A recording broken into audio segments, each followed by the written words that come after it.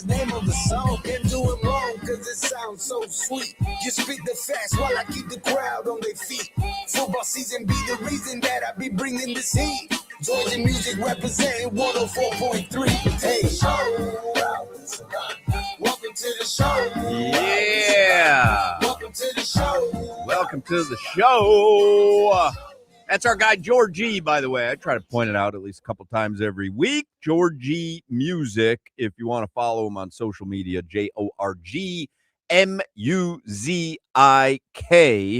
And we got ourselves a little Wednesday show planned. We're going to have some hockey to watch here. We got curling on the monitors here in the studio, but we're going to have a little hockey coming up in the 3 o'clock hour. Right, Jimmy? We got women's hockey?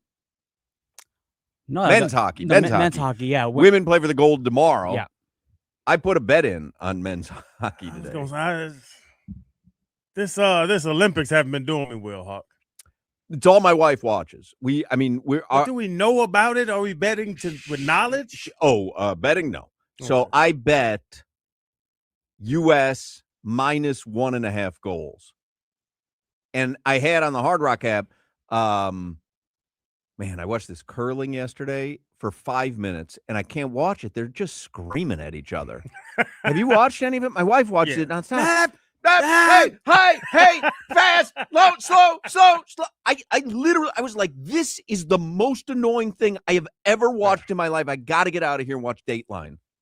I think it's more of a sports bar, no volume. Yeah. Sport. I'm not kidding you. I literally found it annoying. Blap, blap, blap, blap. What is this? It's encouragement. They don't like they train a lot. Are they encouraging The Rock? Is that what's going on there? They call it Stone the Rock, right? No, I think they just call it a stone. Stone. A rock. I thought it was The Rock. Is that Gator? I don't know. I do it.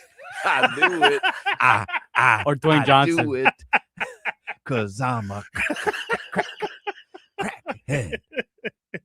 Yeah. Can't you have like hand signals in baseball or something? It's like, I don't know. Anybody else find it annoying? It's the game. Is it? I don't know. I found it to be very annoying. Do you think that people that don't normally watch American football think it's crazy that like Peyton Manning yells Omaha 100 times? Yeah. I think it might be that where. Yeah. But that's like a rarity, though. I mean, this is just constant. The entire – it would be like Peyton Manning yelling Omaha throughout the play because it's not like they're doing it to get ready. Like it's like somebody standing at the center and they're like, to the right, to the right, to the right, and then they launch the ball. It's like they launch the ball and then they're like, center, sweep, left, strong. They got to get the stone to slide the way they want the stone to slide. Plan it out before you hit it. You got to do it while the thing's going on. But the little broom I played shuffleboard before. Plan it out before you toss it. Shuffleboard doesn't have the broom man. I don't know. Broom man. Yeah, if you need someone to tell you exactly what to do, are you even good at your job? You're that good of a broom man? Right? Yeah. Sweep, stop sweeping. Well, okay. What are we doing? I need to know the angles. Anyway, go USA. Yes. So I have USA minus 1.5 goals this afternoon. I'll get to the headlines in a second. So the Dolphins, and we have a loaded potato for you today. The Dave Matthews Band is coming for their annual stop at I Think Financial Amphitheater at the end of May. We've got a pair of tickets every day this week. Today, we will give away the tickets at 5:20. So make sure you're listening at 5:20. It is a Live Nation show, and we will give away tickets today at 5:20. Today on the program, Joe Zagacki is going to join us. I don't know if you're watching what's going on with UM basketball and UM baseball. We got action, Jack. You thought the football season was fun. We got action. Joe Zagacki is going to join us. Jim Larinaga, he's going to join us for the entire 3 o'clock hour. And Zach Gelb is going to join us in the 4 o'clock hour. We've got a lot of stuff to get to. Now, I did read an article at Pro Football Talk, NBCSports.com, as to whether the Dolphins will waive Tua and take the cap hit in 1 year. You know, you can split it over 2 years. This is kind of wild. He writes, the Dolphins have a decision to make about Tua Tagovailoa. Few expect him to return as the starting quarterback for 2026. Thanks, however, to the ill-advised contract that former GM Chris Greer gave Tua in 2024 when he was still signed for one more season. Way to rub salt in the wound there. The Dolphins owe him $54 million this coming year with every penny fully guaranteed. If the Dolphins cut Tua, they would absorb $99.2 million in cap charges. If they make Tua a post-June 1st designation, they can split the cap charges. $55 million applies in 2026, $43 million applies the next season. If the Dolphins opt not to use that device that spreads the cap consequences over 2 years, they'd take the full $99.2 million cap charge this year. That would clear him from the books in 2027. Some in league circles think the Dolphins may do just that. Eat the full $99.2 million now, with a cap for 2026 projected to fall between $301 and $305 million for the coming year, anywhere from 32.4% to 32.9% of the team's total cap space would be allocated to Tua. For not playing. Mm-hmm. Taking the full charge in 2026 would fairly be characterized as a soft tank. By deferring $43 million of it to 2027, when the cap likely will be higher, the relative impact of the dollars would be smaller. Still, it's one of the options available to the Dolphins. If they release Tua without the post-June 1st designation, that's what will happen. $99.2 million in dead money hitting the 2026 cap, which would make it harder for the Dolphins to field a competitive team this year, but would put Tua's contract in the rearview mirror come 2027. And I think I'm of the opinion you do just that. So $99 million this year not to play. Not to be here. Want to play, go somewhere else. But the money that he's going to get is $54 million. The cap hit is $99 million. So the cap is $300 million. So a third of your cap will be eaten up by a player who is no longer playing for you that you got nothing in return for. But if we all agree next season is going to be a wasteland anyway. Yeah, a wasteland. Then why not? Then why not eat it up in one season, hold your nose through 2026, and say, we never have to think about that cap hit again the following season. So pay him $54. That's right. Next year. Mm-hmm. Or have a $99 million cap hit to get rid of him. Or you can split it up $54 million next year and $43 million 2027. So for him not to be on the team, you're about $100 million either way. Correct. That's my point about letting Tua come back and back up somebody because he's not going to cause any damn trouble, Hawk. You already have to pay. I'm imagining this conversation is being had at the facility where someone is saying, hey, Chris for Greer, $100 million, maybe we just keep him around. Chris Greer messed this up. Mm-hmm. It's kind of what they're saying. Sure. There's no way Tua should have these numbers attached to him and at this venture throughout his career with what we knew about his injury and everything. Not even him going down here, just the injury thing and him not playing as well. We keep him around. We're going to pay him $54. We get rid of him. We have a $99 million cap hit, a quarter of our cap. Keep him around. Let him back up whoever. Sit around the facility, watch film, and just be here. And he'd be the best backup in the NFL next year. You know what? These numbers that you're speaking of is crazy to get rid of it. But you still have the cap hit. Like, he's still counting against the cap. You just have his services. You have his services. Right. I'm going to pay you I want to change lawn men. I have a contract with my lawn man. I got to pay him $1,000 a month and pay another dude $1,000 a month. I'll just let him sit around. Help, maybe hedge, do the edging. But the lawn man ruined your lawn. Your lawn's brown. Well, now we have another lawn man to regulate that lawn man to let him just do the edges, Hawk. What's the point of getting rid of two? And I understand. And you've made the point of get rid of the old regime. Let's rebuild the house. Start fresh. Start fresh. Don't keep the fireplace and the stairs and build around that. But with these numbers, and we give Solana hell all the time when he always talks about, well, the implications of getting rid of him, we have to match salaries. I understand the business side. We have to give this man $50 million no matter what. No matter what. Keep him around. Unless you can get another team that'll be interested in picking up a portion of that contract. Does Dubai, does Liv have a football program?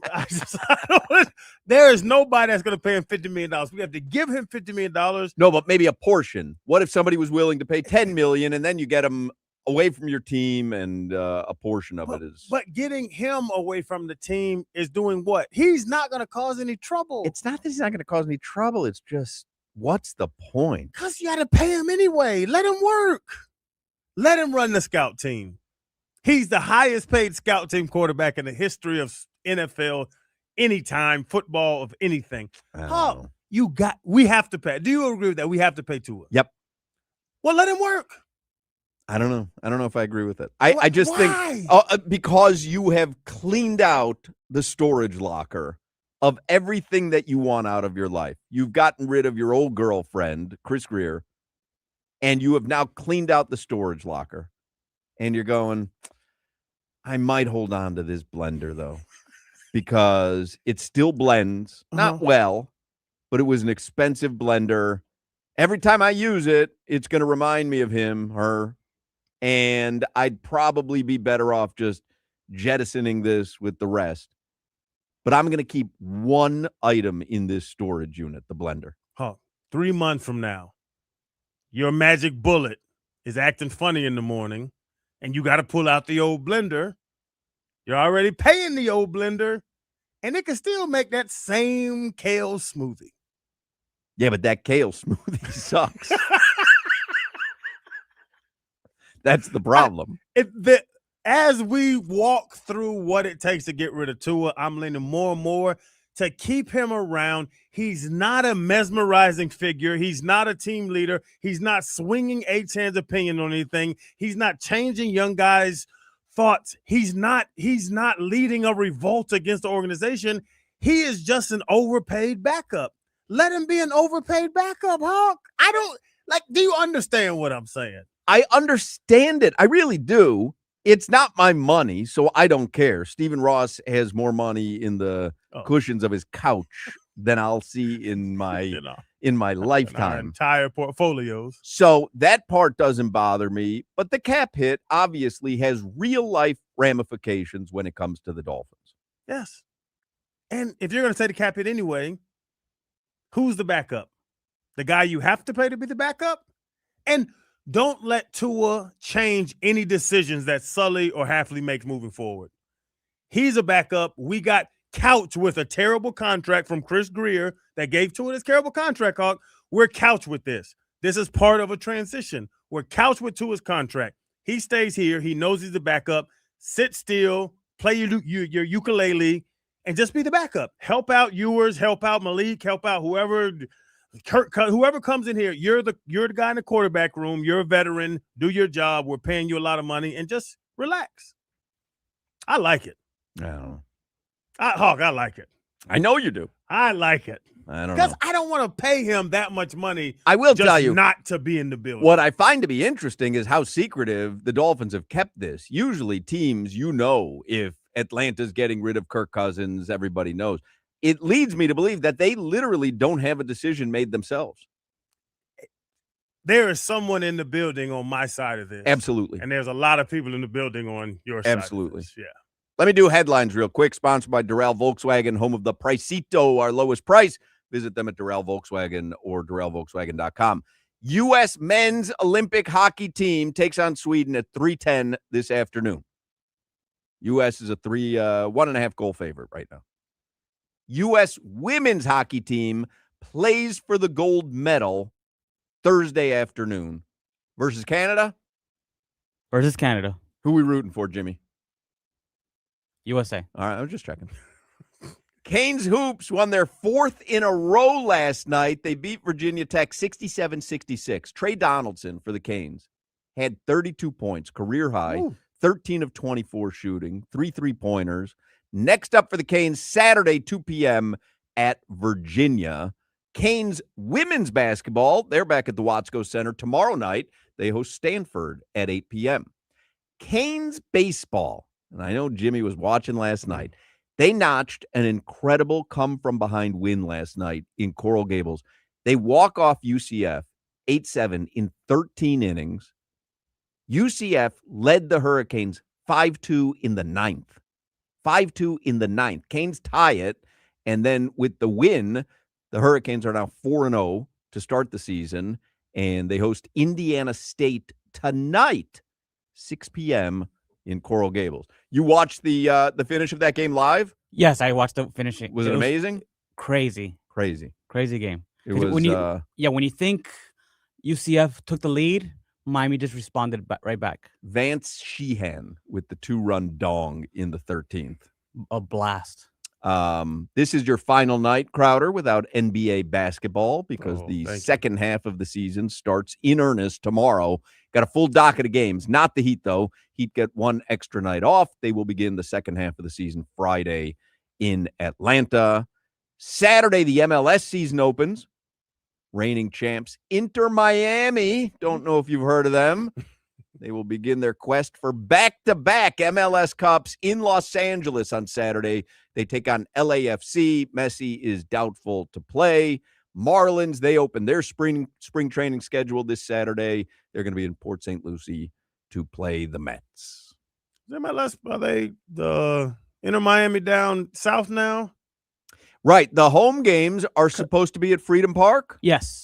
And it's completed? No, it's not completed yet, but it's almost done. So when do they start their home schedule? I'm guessing they don't have any home games for a while in this eventuality. They don't have a home game until April 4th. Oh, okay. So against Austin FC. Because I was going to say, I just flew into Miami. You saw it? And it's not looking under construction. It's looking like it's. I mean, I've seen some renderings, and it looks badass. No grass in there, but you can see this. You can see the development being prepared it for looks a soccer match. Badass.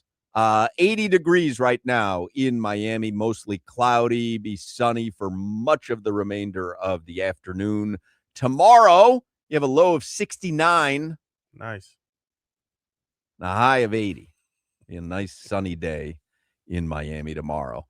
Joe Zagacki is going to join us in the next segment. Low testosterone is a real issue for many men. It can lead to poor sleep and low energy, brain fog, a reduced sex drive, makes it difficult to stay in shape. And as we all know, a healthy body plays a major role in overall health and well-being. And that's why I talk about Atlantic Men's Clinic. I go there for a testosterone shot once a week. I am legit thrilled that I started going there over a year ago. Wish I had started sooner. If you're feeling sluggish, just not like you used to feel, I recommend testosterone treatments at Atlantic Men's Clinic. More than that, Atlantic Men's Clinic can help men lose weight, support metabolism, improve gains in the gym, and more with 4 targeted body composition plans featuring GH peptides, NAD+, GLP-1, PDA, and more. With the low T treatments combined with the body composition programs, most men notice real improvements, more energy, better focus, improved sleep, stronger workouts, often a renewed sex drive as well. So don't put it off. Call Atlantic Men's Clinic or go to atlanticmensclinic.com. Schedule a consultation. Everyone there is super friendly. They have 7 locations in South Florida. So call them at 877-455-7300. 877-455-7300, or you can always visit the website, which is atlanticmensclinic.com. Featured therapies are compounded and have not been evaluated nor approved by the FDA. Provider prescription required. See website for details. This is Hoch, Crowder, and Solana. You have Tua, you can make Tua Tartar.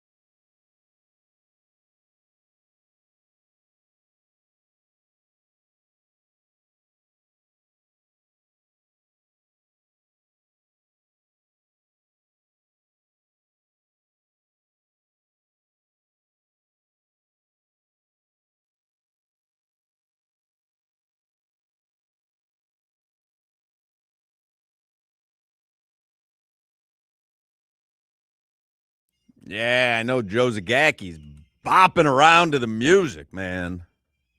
Joe knows his stuff. You think Joe's a dancer? Oh, Joe can cut it up. No, Joe dances. He can cut a rug.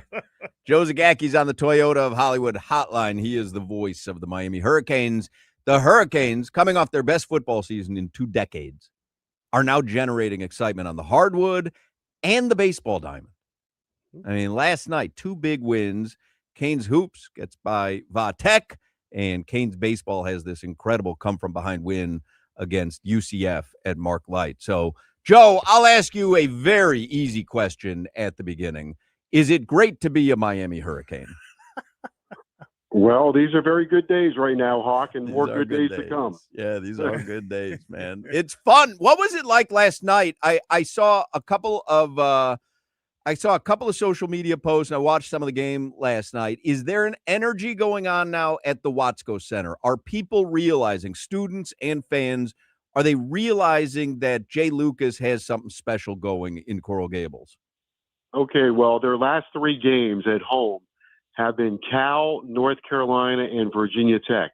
And in each of those games, each of those games was the largest crowd of the season. So when they played Cal, it was 6,000 plus, so that was the largest crowd of the season. Then they played Carolina, that was 7,000. That was the largest crowd of the season. And then last night was 7,600, and that was the largest crowd of the season. So I think it's catching on. I think people are excited about it. I think they really like the, for players that have been here, it's a short-term team, but they have done a really good job. These players have done a great job of ingratiating themselves to the student body and to the fan base and getting involved as much as they can with the University of Miami. It's been fun to watch. And last night was a hell of a finish, a very intense game, just like the North Carolina State game, as many of these games are, went back and forth. Hearts were jackhammering around the arena. And then this kid, Trey Donaldson, decided that he was going to be Hercules and put everybody on his shoulders and scored 32 points, including the final 16, 17 points of the game. And Joe talking about Trey Donaldson's crazy night. And then last night, North Carolina State beat the hell out of North Carolina. I actually watched the end of that game. And I was like, me and Hawk and myself talked about it yesterday, where I looked it up and they were calling UM a sleeper. Could this team not be a sleeper? Could it be the contender in this tournament? Because they've knocked off teams that knocked off ranked teams, and they're not ranked yet. But is sleeper a good word for this team? Because I don't want to get everybody too excited, but they're beating up very, very good teams. Channing, I was thinking about that earlier today, and so I hope everybody thinks they're a sleeper. I hope everybody goes to sleep on them. I would say that one of the things that's very attractive about this team going forward and into a tournament, or hopefully NCAA tournament, that I think will make them hard to beat, or at least, not an easy knockout, is they're not one-dimensional. They do things that they can perform well at home, they can perform well on the road, and they can perform well at a neutral site because they throw the ball inside. One of the things that happened last night, I think they lost their patience. They're not a great three-point shooting team, but they're number 17 in the country in two-point field goal percentage. So they are one of the best at scoring, inside the three-point line. They're one of the top 10 teams, I think, of scoring in the paint. They scored 42 points again last night in the paint. When you're scoring in the paint and you're not relying on jump shots and three-point shooting, you've got a chance. Plus, they kill it on the boards. They're third in the conference in rebounding.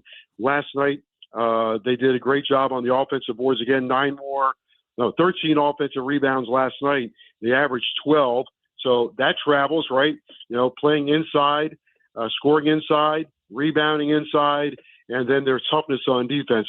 All of those things might make them a sleeper, but I think it makes them tough to beat, whether they play at home or on the road or at a neutral site, because the officials have to blow the whistle. They get to the free throw line. They are number one in the league in getting to the free throw line and free throw attempts.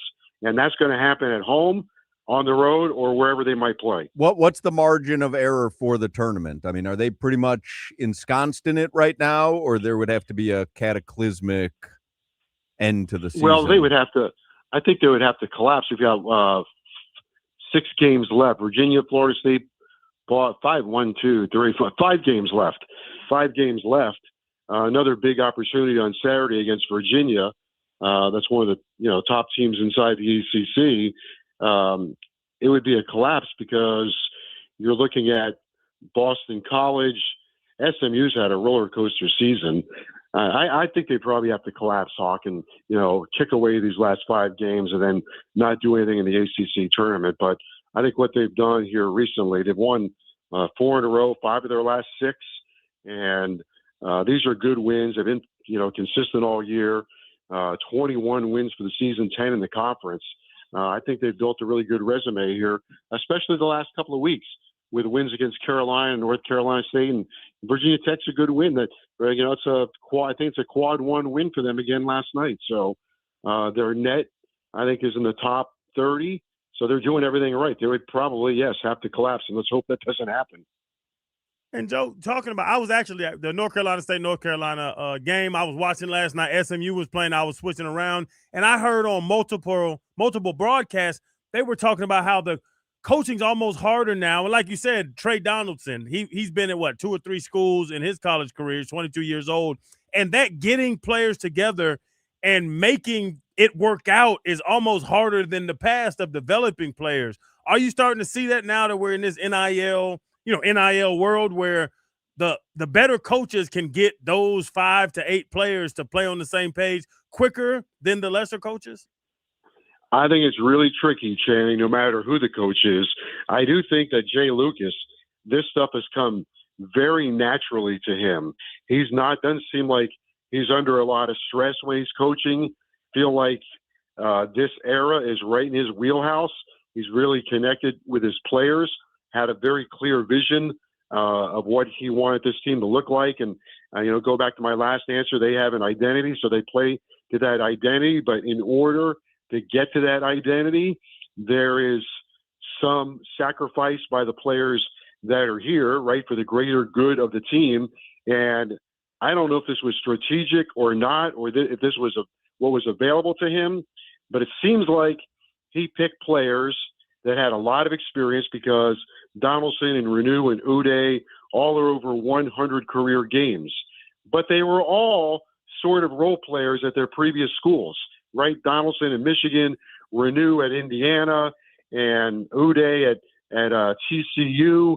So these guys all had a little bit of a chip on their shoulder, and somehow they decided that they would come together and sacrifice for each other and said, hell, let's go see if we can win together. And, I thought last night was a pretty good illustration of it because Renew went out of the game, and there was no other choice than for Donaldson to take over and pick up his teammate and teammates, and he did. And they seem to have a lot of harmony on this team. True Washington, another guy, he was out for a couple of games, but he came to Miami, I think, with something to prove. So they all have maybe not a big chip, but a small chip.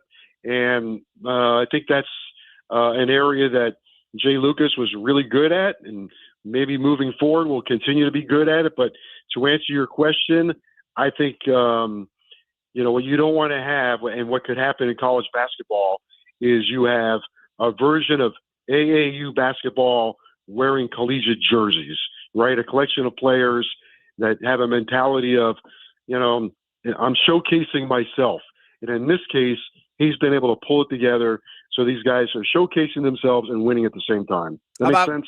Yeah, it does. I Yeah. think that was one of the frustrations that Coach Larinaga had last season, right? That he couldn't get no, them no to. question. Yeah. No question. That's a unique ability right now in college sports. And I would say also the ability to do it one season may not mean you can do it a subsequent season. Like it's really going to be up to the assemblage of talent. Yeah, I mean, you don't get a lot of time to evaluate the personalities of your players. And if I was to pull football into this for a moment, Jacoby Thomas and Keontae Scott, 2 guys that came in the portal, were awesome for the University of Miami. Awesome on the field, off the field. It meant something to them. They came here to change a program and change their lives. You go back the previous year, and there were a couple of guys on defense that played on the defensive line that got off to good starts, and as the season went on, they kind of got, fat and happy with themselves and said, we're good. And when the going got tough, they got it out and disappointed the team. Couldn't get them to play to the same level. Jacoby Thomas, Keontae Scott a year later, as the year went on, Miami's looking at 2 losses, right? A lot of guys would have tapped out. Not those guys. They played even harder and raised their level of play. So to your point, yes, I think that can happen, Hawk, from year to year. You're going to have to be very careful on how you bring these guys in. But I think Jay Lucas has got a personality that's going to attract good players to him, and good players want to be around other good players. Joe, did you know that the Shamrock Shake was released yesterday? I saw last week the Shamrock Shake was released, and my first thought was, "Oh God, Hawk's gonna call me." Yeah, you're gonna have to make me go make me a taste tester. And I thought, what excuse can I come up with? What do you mean excuse? That's your favorite milkshake, isn't it? No, it is not. It is not your favorite milkshake. Now, how did I have that so mistaken? I don't know. Short-term memory loss. That is not. You're not a fan of the Shamrock Shake? It would not be in my top 3. Wow. I'm assuming the Joe Z at Mark Light Shakes is the number 1. Well, I would have to lean toward that, but then if that's not available to me, I'm pretty simple. Chocolate, vanilla, and I like the chocolate vanilla swirl. In fact, I think if anybody that owns an ice cream stand, they should just have chocolate and vanilla and swirl. It would save the world a lot of time and energy. Yeah, I'm not down with the swirl. You don't like the swirl? No, pick a side, man. No, pick like a side. Neapolitan. It's you got 3 options with the Neapolitan. Neapolitan. I mean, Neapolitan should have been sent to the moon years ago, not to return. It's like if you go to McDonald's, it's like I don't know. Do I want a burger? Do I want a chicken sandwich? Give me a half burger, half chicken sandwich. Like the only place we allow this is ice cream. Let's swirl it. No, make a choice. They actually man. make a sandwich with a burger and a chicken patty on it. Nobody makes that. They did. Who did it? Sonic Crowder probably does. They make a sandwich with ham and turkey. Hey Joe, did you try the Lehigh? Because we were talking about. He didn't make it out to the ballpark that weekend. No. Thank God I was out of town. Because, the hot sauce and vanilla ice cream, we were worried about that. We were worried about you. No. Now we got Lafayette. I don't know what is Lafayette. I'm not sure what they're going to conjure up. Yeah, what did we find out, Jimmy, yesterday? Lafayette, where's that? That's in Pennsylvania as well? Yeah, Eastern Pennsylvania. Eastern Pennsylvania, so maybe we had to go hot tamales. Scrapple, pretzels, Scrapple. That was a Scrapple. Scrapple is the worst. Put ice cream we had Chris Perkins on yesterday. Perk had never tried a Shamrock Shake before, so he went to McDonald's on 81st and Biscayne after the show and texted me. Yeah. They didn't have it. It's on their menu, and they've got promo cards up for it all over the place. And the guy was like, yep, no idea when we're going to have it. Wait a minute. You had Perkins in the studio? No. We had him on the phone. Why? No, because you said 81st and McDonald's. You went to 81st and Biscayne's right by the station. So I thought he went from the station to the McDonald's, and they did not have it. They did not have it, no. Tough side of town, Joe. Yeah, you got to be careful. Yeah. I know where that place is. How about, speaking of baseball, how about Canes baseball? 4-0 to start the season. They put up 1,000 runs against Lehigh. It wasn't just the Shakes. Well, wait a minute, but 1,000 runs. Did you have to understand what happened last night? Oh, I know what happened because Jimmy was glued. Jimmy was giving me live updates, man. But wait a minute. They started the game at 6 o'clock. The basketball game was 8 o'clock. So some people went to the baseball game at 6 o'clock. Then they went to the basketball game at 8 o'clock. And the baseball game was still going when the basketball game ended. So then a whole bunch of people went back to the light for the end of the baseball game. And when they got there, I think they got there when Cuvée hit the home run or when the guy hit the walk-off home run. So people saw the end of the great basketball game, and then went over to the light and saw the end of the baseball game. It was super cool. Will Manso had posted some video of it on social media. Like, it was super cool last night in Coral Gables. Is this baseball team? I mean, I know it's Lehigh and UCF and it's Indiana State tonight, but is this baseball team anything to pay attention to? Well, I think they've got a chance to be pretty good because they've got good players, starting with Cuvée at third base and Sosa behind the plate. Those two guys both could be future major leaguers. Some of this is going to come down. Their pitching is a little bit untested at this point, but I think they're going to score enough runs that they're going to be a real factor. And I think that one of the things, well, I know for sure, one of the things that has handicapped University of Miami baseball for the last 15 years is finances. It has been tough sledding because it's not a full scholarship sport. People don't understand that a lot of those kids were paying to play baseball at the University of Miami. Right. And that's, if your son's a left-handed pitcher and it's Miami or Florida State, and they break the news to you, by the way, you got to pay us to play. I'm good. We really love the Hurricanes, but we're going to go play for the Gators. And now in this new era, the scholarship rules have changed, NIL has come into play, and therefore I think the University of Miami is going to be far more dangerous in baseball because I think the finances are shifting in their favor. Well, they've been fun to start the beginning of the season. Yeah, well, next Friday, Saturday, Sunday, you got to see them Gators now. The Gators crazy, Joe. Next weekend. There was a time from like the late 80s until like 2004 where Miami creamed the Gators. And then the Gators started figuring out the scholarship deal, used it against Miami, built a powerhouse, and then started beating the hell out of Miami. So now, hopefully, I think that series next weekend's got a chance to be really good. And Joe, UM is benefiting extremely from NIL because I just thought about this, talking about the football team goes to the national championship. Now Jay Lucas comes in, they bring in all these new players. I've never heard their names in UM jerseys, and the baseball team is like you're saying, they have some great players. Miami is doing NIL right, is what I've gathered in this conversation. There's no question about that, and they have they have some high rollers, Channing, that can afford to compete as long as it's smart. Because, rich people generally are, they're rich for a reason. They know how to spend their money or save their money, but they know what they're doing with their what we would call a salary cap, I guess, in all three sports. And I was chuckling a little bit last night because in our pregame show, Randolph Childress was the analyst on ACC Network, and he was on our pregame, and he said, well, Miami fans, you might want to be careful about falling in love with Jay Lucas because he might not be here long. He's gonna be a hot commodity.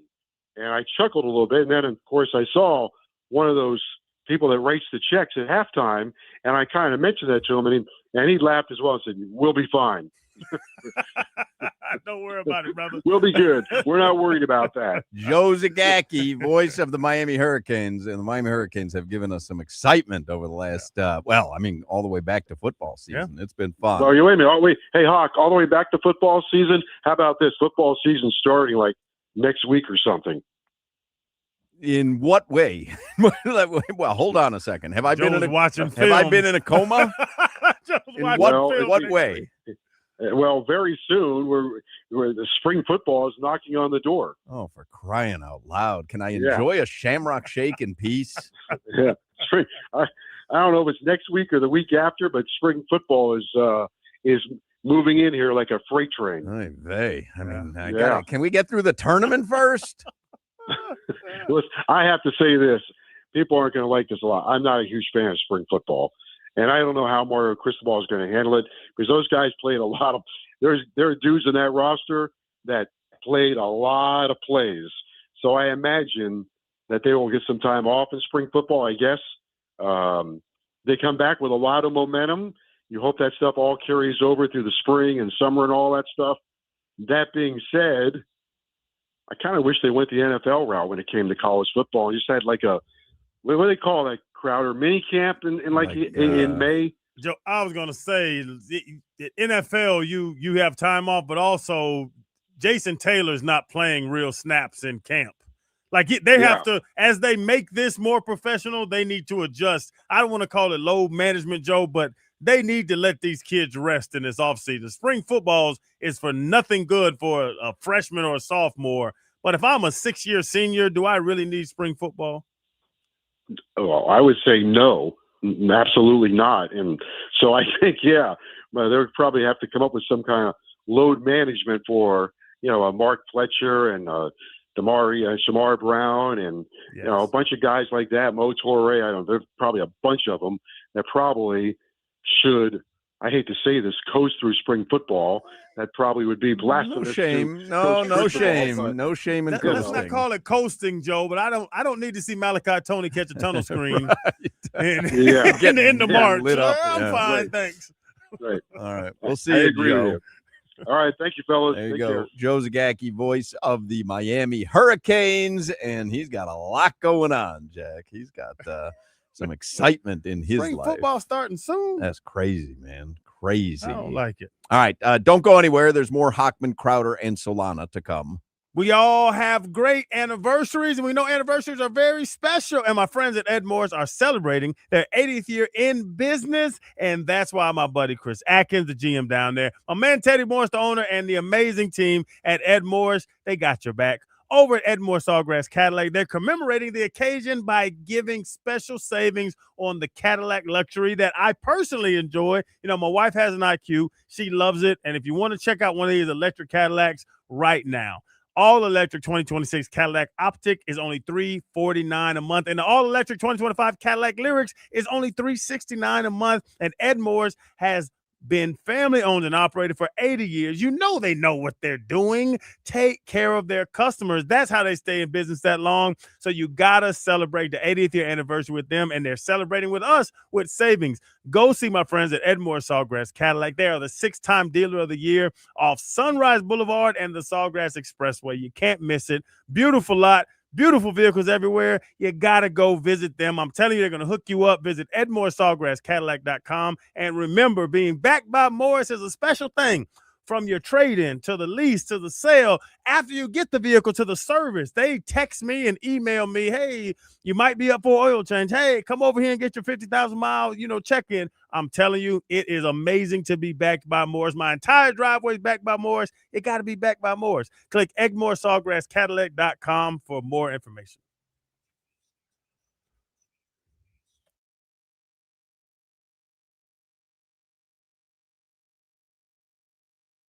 These topics are sponsored by Local Plumbers 5.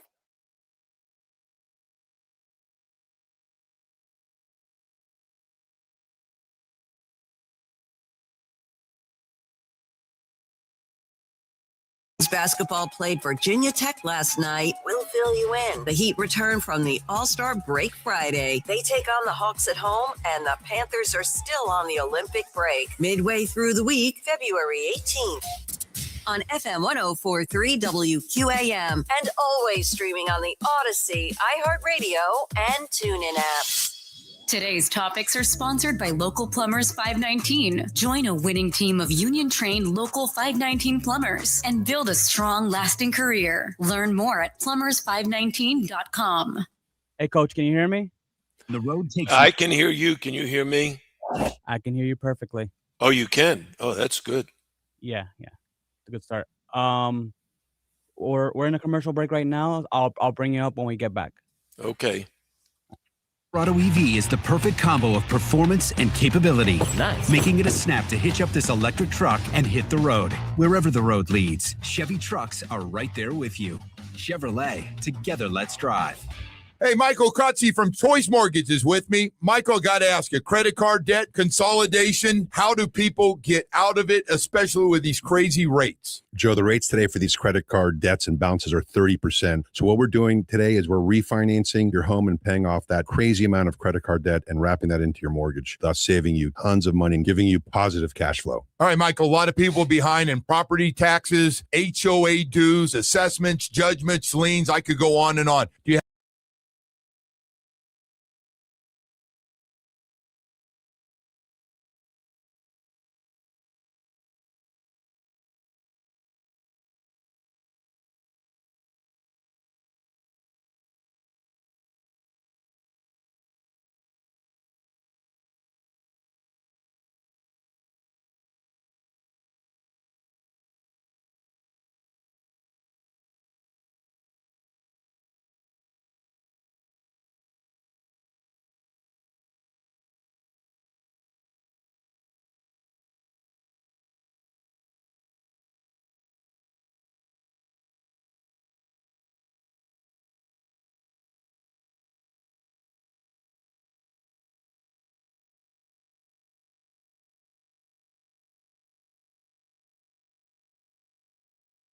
to be a failing blower motor, he doesn't break a sweat.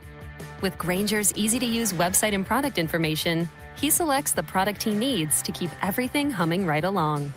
Call 1-800-GRAINGER, click Grainger.com, or just stop by. Grainger, for the ones who get it done.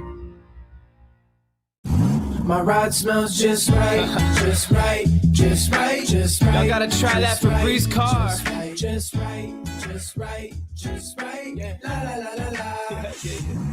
With up to 40 days of consistency, all over Febreze car clips right on your vent. You know my car's my happy place. Keep that smile on my face when it smells just right, just right, just right. And breathe happy Febreze. La la la la. Just hearing the word IRS can make people break out in a cold sweat. No one wants to deal with the IRS, and now you don't have to. The good news is Legal Tax Defense has been successfully negotiating with the IRS for more than 15 years. It doesn't matter how much you owe, whether it's $5,000 or $5 million. You deserve the best in the business on your side, and that is Legal Tax Defense. Even if you're working with someone else and just want a second opinion, there is no cost or obligation to call. They can prevent levies, liens, wage garnishments, even file back tax returns. And the best news about Legal Tax Defense is they won't take your case unless they know they will reduce or eliminate your tax debt. Call Legal Tax Defense right now for a free no-risk consultation. 800-323-8922. 800-323-8922. You have nothing to lose but everything to gain. 800-323-8922. As players fight to avoid mistakes on the field, remember to make smart choices off the field this holiday season. If you decide to drink and drive, you could get a DUI or worse. That one decision to drive impaired could change your life and the life of others forever. If you're going to drink, the only way to be the MVP this holiday season is by planning a safe and sober ride home. Don't risk it. Drive sober or get pulled over. Paid for by NHTSA. December deal drops at Lowe's are wrapping up, but there's still time to snag something worth bragging about. Get up to 40% off select major appliances, and members save an additional $100 on a new and exclusive Samsung French door refrigerator, now just $18.99. Need new tools? Select tools and accessories are up to 45% off this week. Lowe's, we help, you save. Valid through 12/24. While supplies last. Selection varies by location. Loyalty program subject to terms and conditions. See Lowe's.com/terms for details. Wesley Financial Group is not a law firm. Ask yourself this question. Is it really worth holding on to that timeshare that you know you need to get rid of? Here's the truth. The average maintenance fee just went up over 17%. That could have been 117%, and there's nothing you can do about it. When you buy a timeshare, you give them a blank check for annual maintenance and assessment fees. I'm Chuck McDowell, founder of Wesley Financial Group. For 15 years, I've helped over 50,000 families cancel their timeshare. Not sell it, not transfer it, cancel it. Did you buy a timeshare because they told you it was a great investment and your maintenance fees would never go up? That's a lie. Are you ready to get rid of your timeshare once and for all? Simply call us and I'll send you our timeshare exit kit that explains all your options for cancellation. Call Wesley now for your timeshare exit kit. 800-932-5858. That's 800-932-5858. 800-932-5858. During the President's Day sales event at Miami Lakes Auto Mall, get a brand new 2026 Ram 1500 Bighorn Crew Cab for $459 per month for 36 months. Drive with zero down or zero payments for 90 days on many new models. At Miami Lakes Chrysler, JeepDodgeRam.com. Wesley Financial Group is not a law firm. Ask yourself this question. Is it really worth holding on to that timeshare that you know you need to get rid of? Here's the truth. The average maintenance fee just went up over 17%. That could have been 117%, and there's nothing you can do about it. When you buy a timeshare, you give them a blank check for annual maintenance and assessment fees. I'm Chuck McDowell, founder of Wesley Financial Group. For 15 years, I've helped over 50,000 families cancel their timeshare. Not sell it, not transfer it, cancel it. Did you buy a timeshare because they told you it was a great investment and your maintenance fees would never go up? That's a lie. Are you ready to get rid of your timeshare once and for all? Simply call us and I'll send you our timeshare exit kit that explains all your options for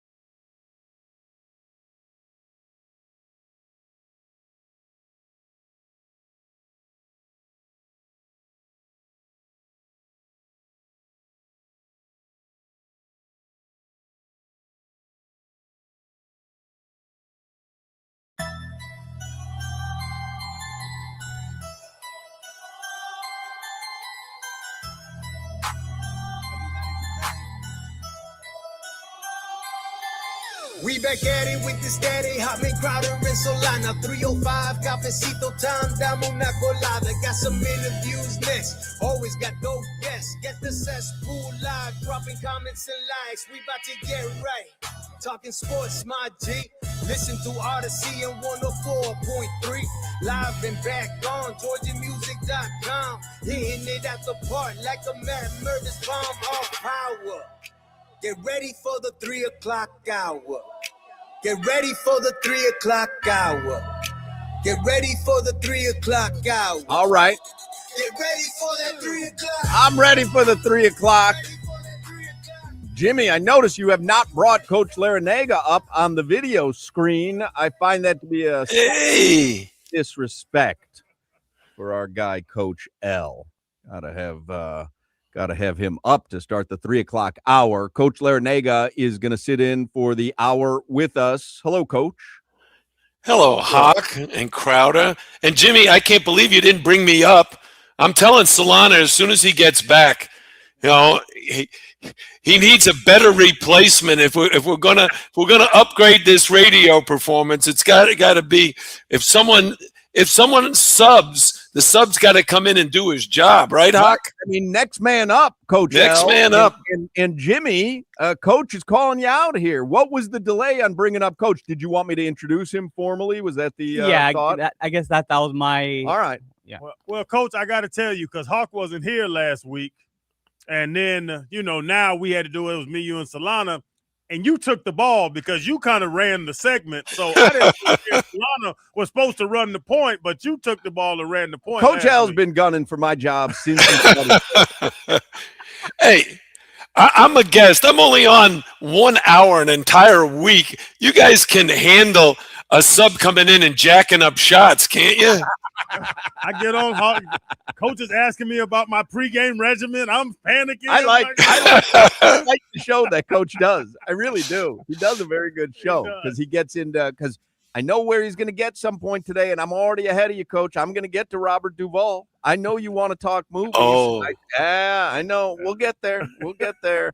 Jim Larinaga is the winningest coach in the history of the University of Miami men's basketball program. He's with us on Wednesdays, and he's going to be with us for the entire hour. I'm going to go through headlines here as well. I want to remind everybody, we have Dave Matthews Band tickets. They're coming to the I Think Financial Amphitheater at the end of May. We've got a pair of tickets to give away every day this week. Today, we will give away the pair at 5:20. So make sure you're listening at 5:20. It's a Live Nation show. Just make sure you're listening. Couple things going on. Jim Larinaga is one of the hosts, the UM Sports Hall of Fame and Museum. They have their celebrity bowling tournament. It is Tuesday, February 24th. I have been told by John Ruth that it is sold out. Now, oh, really? Well, Canes fans can still come. He said the bowling teams are sold out, but fans can still join the fun by buying a game watch ticket and enjoy watching the Canes beat the Knowles along with Coach L. That's at King's Dining and Entertainment in Doral. Go to canesbowl.com. So the bowling teams are sold out, but you can come watch some UM basketball that night and hang out with Coach L and others. You can go to canesbowl.com. That's coming up. So, Hoch, you're telling me I've drawn a good crowd as the host? I mean, everybody's coming to hang out with me for a couple of hours? Seems like you are a magnet for attention and excitement. So, I mean, if you want to see Coach L live and in person, I also saw right before we went on the air that Jordan Miller has signed a 2-year standard contract with the Clippers. So that's kind of cool news for any. That is fantastic news, and he deserves it. I mean, he's been very patient, and yet every time he's been given an opportunity to get on the court, he's been very efficient. Now, some players and some of my former players, they get on the court, and like me, they try to jack up a lot of shots. They try to earn their playing time by scoring, and I've tried to instruct and guide every one of my former players. Look, if you're not like a first-round pick, they're not expecting you to come in and average double-figure points. If you're going to be a sub, be an efficient sub, someone who can come in and play with the other guys and not take away from the stars. help the stars be the stars. And in Jordan Miller's case, he is perfect for being one of those really efficient players. And whenever he gets 20 minutes of playing time, he is in double figures because he doesn't take bad shots. He doesn't take away from the team. He adds. His plus minus is always way up there. And, Coach, now that Jordan Miller has a real contract, who's paying for dinner when he comes back home? I don't know how it was in the NFL, but I've never found that an NBA player will pick up the tab ever. When I flew to Houston to do some recruiting, and Ralph Sampson was like the NBA Rookie of the Year and an all-star in his first year, we went out to dinner, and when the bill came, he looked at me like, "You're picking this up. That ain't mine." And I've done that with many NBA guys. They don't reach into their pocket. They think their meal money is their savings for the future. It ain't spending any money on food. Coach, I don't even like the conversation. I just always have to go to the bathroom after dessert. Yeah, exactly. So the Canes win their fourth in a row last night, Coach. 1 point win over Vatek. You have to be impressed at how Jay Lucas has done with his first season at the helm. Amazing. You know, it's the best first-year job that's ever been done at the University of Miami. My first year, my staff and I, we won 20 games. He's killing it.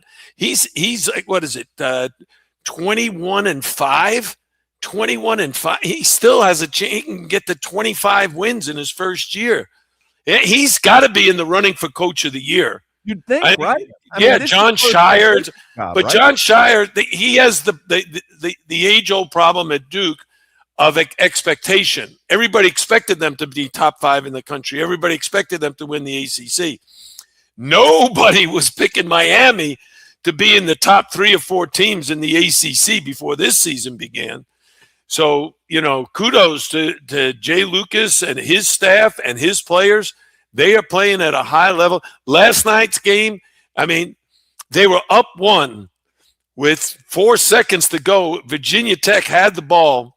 If they ran a great sideline out of bounds play and scored at the buzzer, that sellout crowd would have left deflated.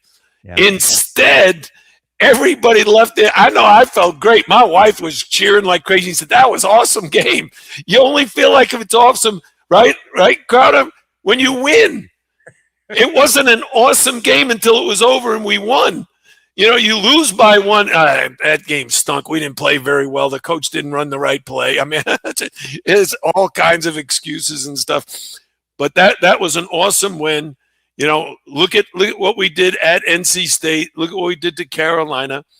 And now, we've got still a very tough road ahead of us. We're at UVA, and they're right in front of us in the standings. They're 22-3. So they're 10-2 in the league, and we're 10-3. So we go to Charlottesville. If we can pull off what would be an upset, that would catapult us into second place. And then there's no doubt Jay would have to be Coach of the Year. You can't go from being preseason, 11th to 2 and not be given serious consideration. Yeah, Coach, it's even worse I think basketball is even worse because, like you're saying, 4 seconds can be 2 points from a 1-point loss to a 1-point win, and you're a genius or you're an idiot in a 4-second span when you just play the entire game.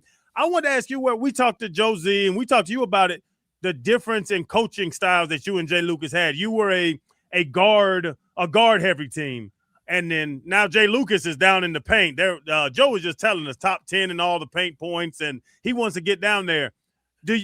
Is it impressive that he transitioned the roster and a style of play so fast in that time where it's 2 different styles of basketball, you and Coach Lucas? Well, again, it's the way you vision the game being played as a head coach. You got to come in with a game plan, and then you got to execute the plan. And that plan has to be executed in the recruiting. So he was able to get Malik Renew. I recruited Malik like 3 times.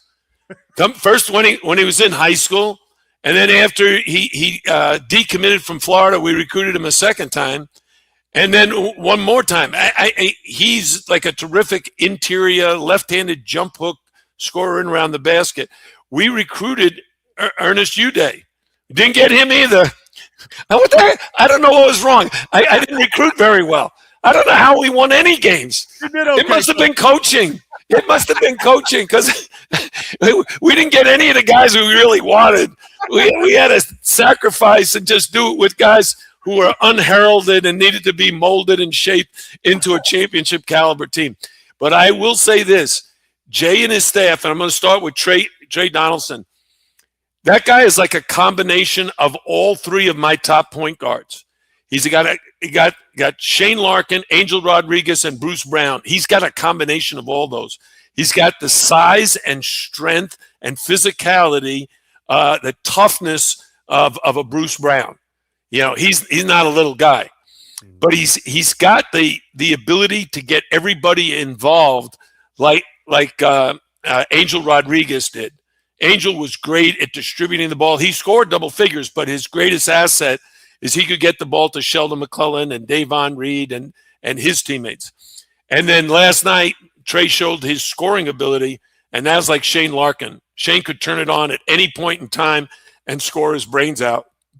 And Trey did that last night. You scored 32 points, and we only scored 67. I mean, he had half the points in the game. Yeah, that's crazy. You had a ridiculous game. Let me go through headlines here, Coach, and then we'll get into some more stuff this hour. Headlines are brought to you by Durrell Volkswagen, home of the Pricito, our lowest price. Visit them at Durrell Volkswagen or DurrellVolkswagen.com. I don't know if you're an Olympics fan, but U.S. men's Olympic hockey takes the ice in about a minute, or I guess is it on now, Jimmy? Because my monitors don't have it on.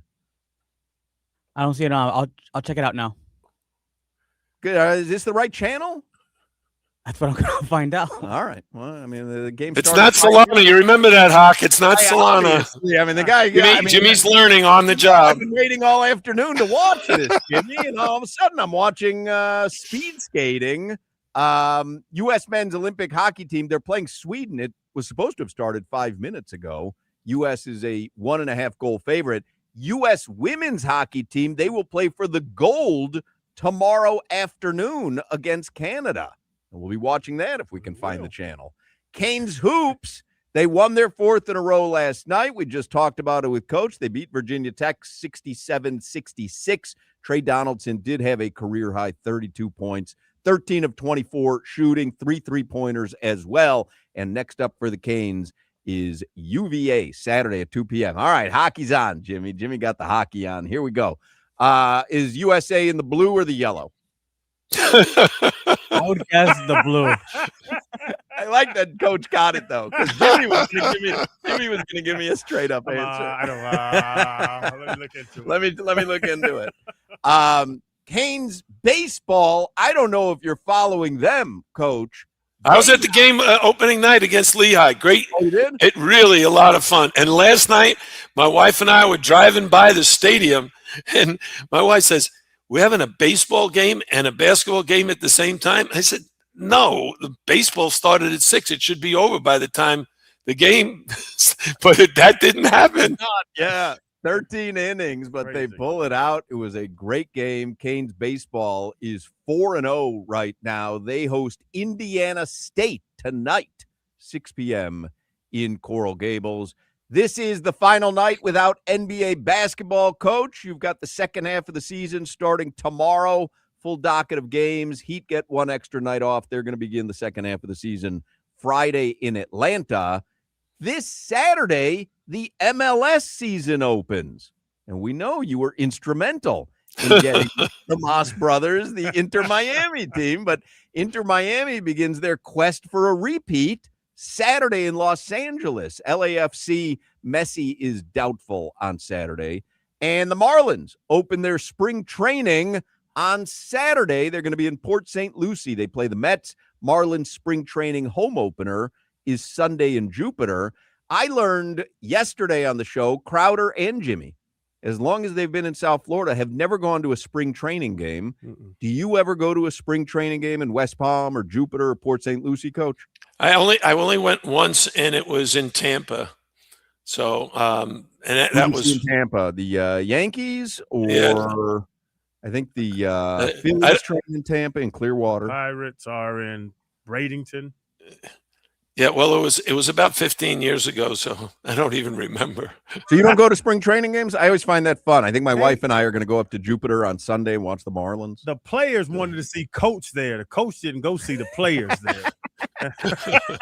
Do you go to a lot of UM baseball games? Well, we go every chance we get. I mean, when I was coaching, the seasons overlap, so it's a lot more difficult. Now I'm a professional fan. Well, it's funny because we see, I mean, you traipse around with the football team and with the basketball team. So I was wondering if that translates now to baseball at Mark Light now. Yeah, of course. We sat in Gino DeMari's suite with Gino, former head baseball coach. Guys got hookups. I get nothing. I call Mitch at Mark Light Shakes to see if I can cut the line. He's Hey, like, that was the first thing I did when I walked into the stadium. I grabbed a shake. Did you get the Coach L? You know what? I don't think they call him Coach L and Josie. No, they do. I just ordered a chocolate shake. What's But in the it's not a Shamrock Shake. No, I heard you talking about Shamrock Shakes. I mean, I hope you love the Shamrock Shake. Yeah, I think they're very good. But I haven't been to McDonald's. I've written off McDonald's for a while. I'm trying to reduce my weight. I'm on a diet. Oh, you look fine, Coach. You don't eat anything. Have you a diet from nothing? Yeah, you don't. Yeah, well, you got to understand. I just had a sleeve of Girl Scout cookies. Oh, you've never heard my take on Girl Scout cookies? No, what? It's one of the biggest frauds ever perpetrated on what? And it's not, and I'm not talking about the cause. The cause is great. Everyone should give to their local Girl Scout chapters. These cookies are garbage, Coach. They don't hold a candle to an actual good cookie. We are so hypnotized because they're Girl Scout cookies that we have to enjoy them. Thin Mints are garbage. Whatever the do-si-dos, the Samoas, they're all garbage. They don't hold a candle to Oreos, Chips Ahoy, Crumble cookies, Insomnia cookies. I could go down the list. Girl Scout cookies, if they weren't called Girl Scout cookies, wouldn't have lasted 4 days on a grocery store shelf. Well, we never get ours from a grocery store. I'm just saying no one would have bought them if they weren't being sold by girls to raise money for a good cause. They're terrible cookies. Well, I'm going to eat about 12 boxes of terrible cookies then, because my wife knows I love them. We put them in the freezer. They're frozen. That little chocolate and mint combination. You get the Thin Mints. You're Thin Mints, yeah. Thin Mints, yeah. Ridiculous. It's absolutely ridiculous. Coach, I love them. This is Hawk's take. I give the girls my $20 outside of Publix every time I give them see the money too. Yeah. I say put the cookies in the garbage where they belong. But here, I'll pay double, but I want to see you put the cookies in the garbage where they belong. Hey, Crowder, I think you got to be a great athlete to enjoy Thin Mint cookies.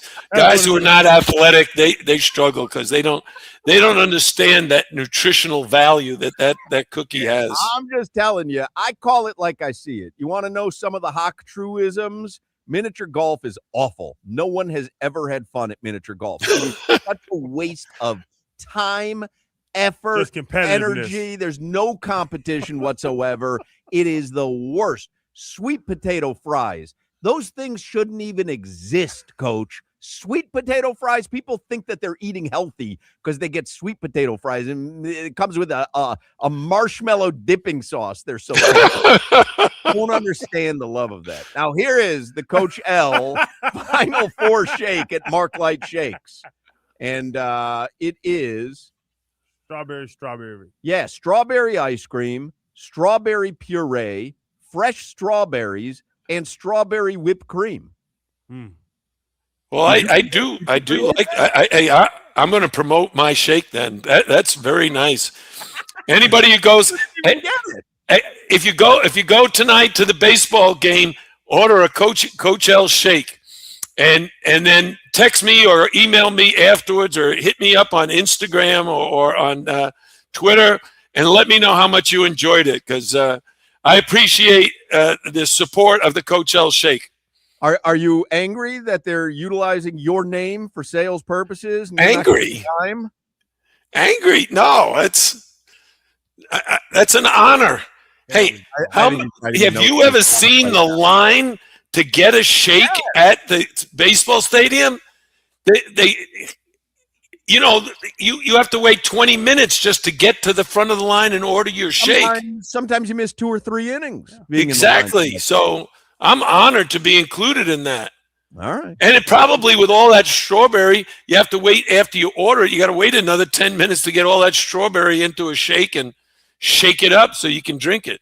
If you get it, the four different type of strawberries. It's called the Coach L Final Four Shake. I think and there's it's genius. 4 now.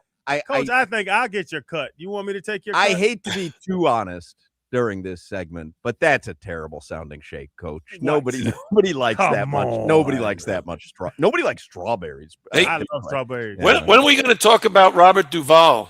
I love when Coach takes over, when he runs the point. Man. Valentine's Day just passed. You can't badmouth He runs strawberries. the point. The weather in Miami right now is 80 degrees, mostly sunny. Going to drop down into the low 70s tonight. Tomorrow, low of 69, high of 80. Going to be bright and sunny all day long. Coach L is going to stick with us in the next segment, so nobody go anywhere. Championship Meet Energy is nonstop at Gulfstream Park with live racing every Thursday through Sunday with featured stakes races on Saturdays. Gulfstream Park also offers the hottest slots and electronic table games. They combine the excitement of casino gaming with the thrill of thoroughbred racing in one electrifying destination. The Fountain of Youth Stakes is coming up Saturday, February 28th. Tickets are on sale now. February 28th is also the next Taste at the Track, Bourbon and Barbecue. Secure your tickets for an unlimited tasting experience that's all about crafted bourbon cocktails and traditional barbecue bites. Enjoy a unique experience while you watch and wager on the Fountain of Youth. And the 75th running of the Curlin Florida Derby, South Florida's biggest race day of the year, will take place Saturday, March 28th.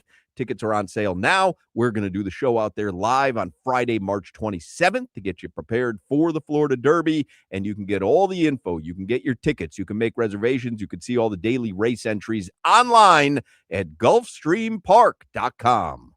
You're listening to the Hoch, Crowder, and Solana Show.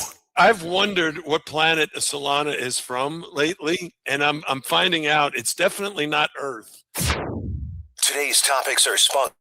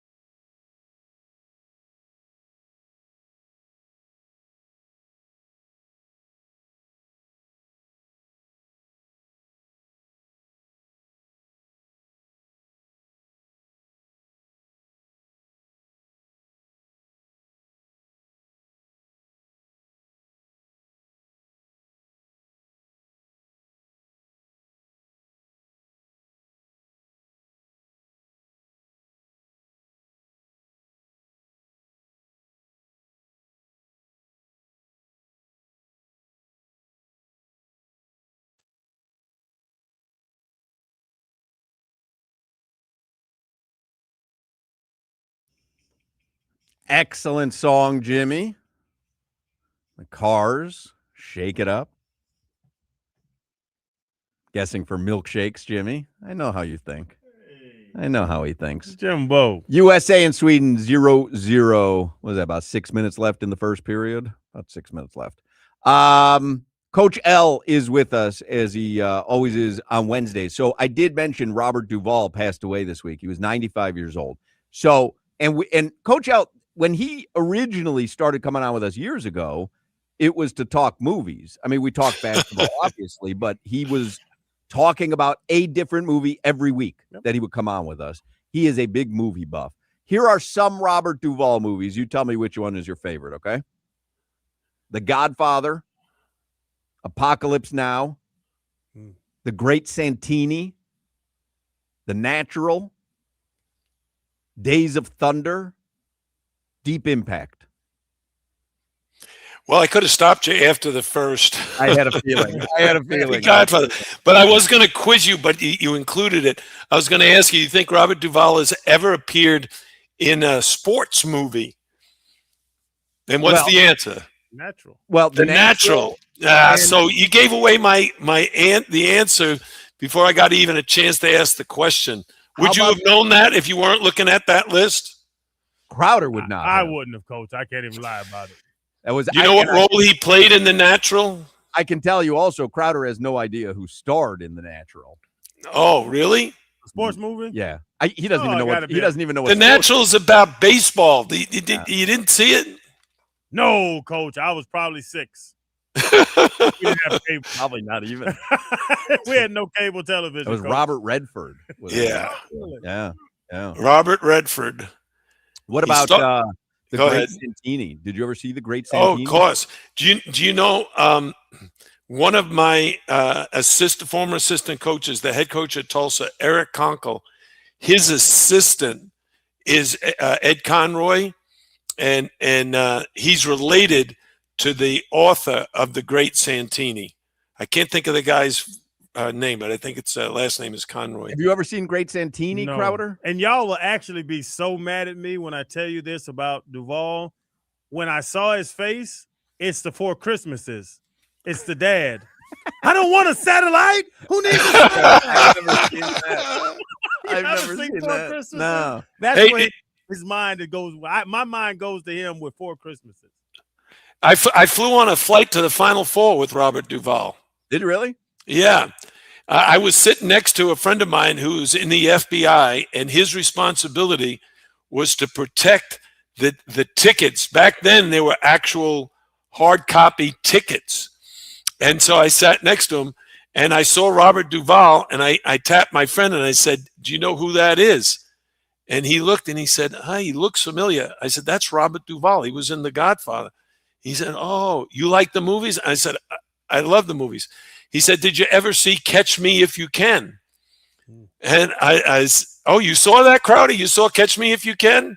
Is there another one? Because I saw the one with Leonardo DiCaprio. Yeah. That's your wheelhouse. Oh, okay. All right. So he says to me, Leonardo DiCaprio starred in that for a guy who's now in the FBI, Frank Abagnale Jr.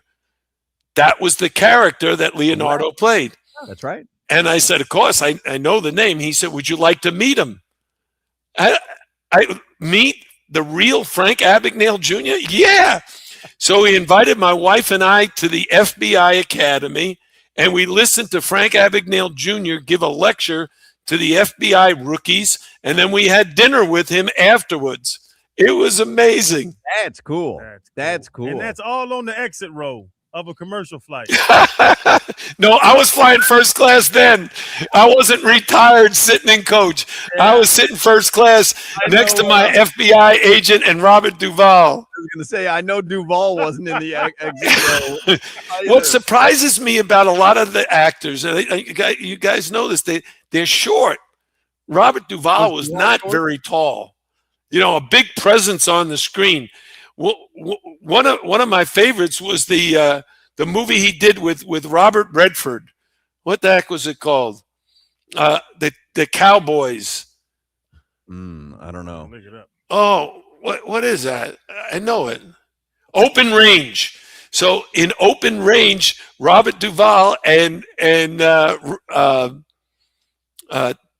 Costner play these ranchers who are taking their cattle or sheep or something to the open range, and they get into a fight with this small town sheriff and his gang of deputies and stuff.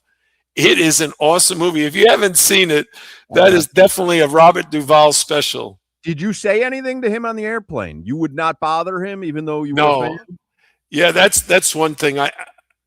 It's not that I'm uncomfortable, but he was with a young lady and they were together, and he's a good bit older, 20 years older than me, and this was in 20 years ago probably.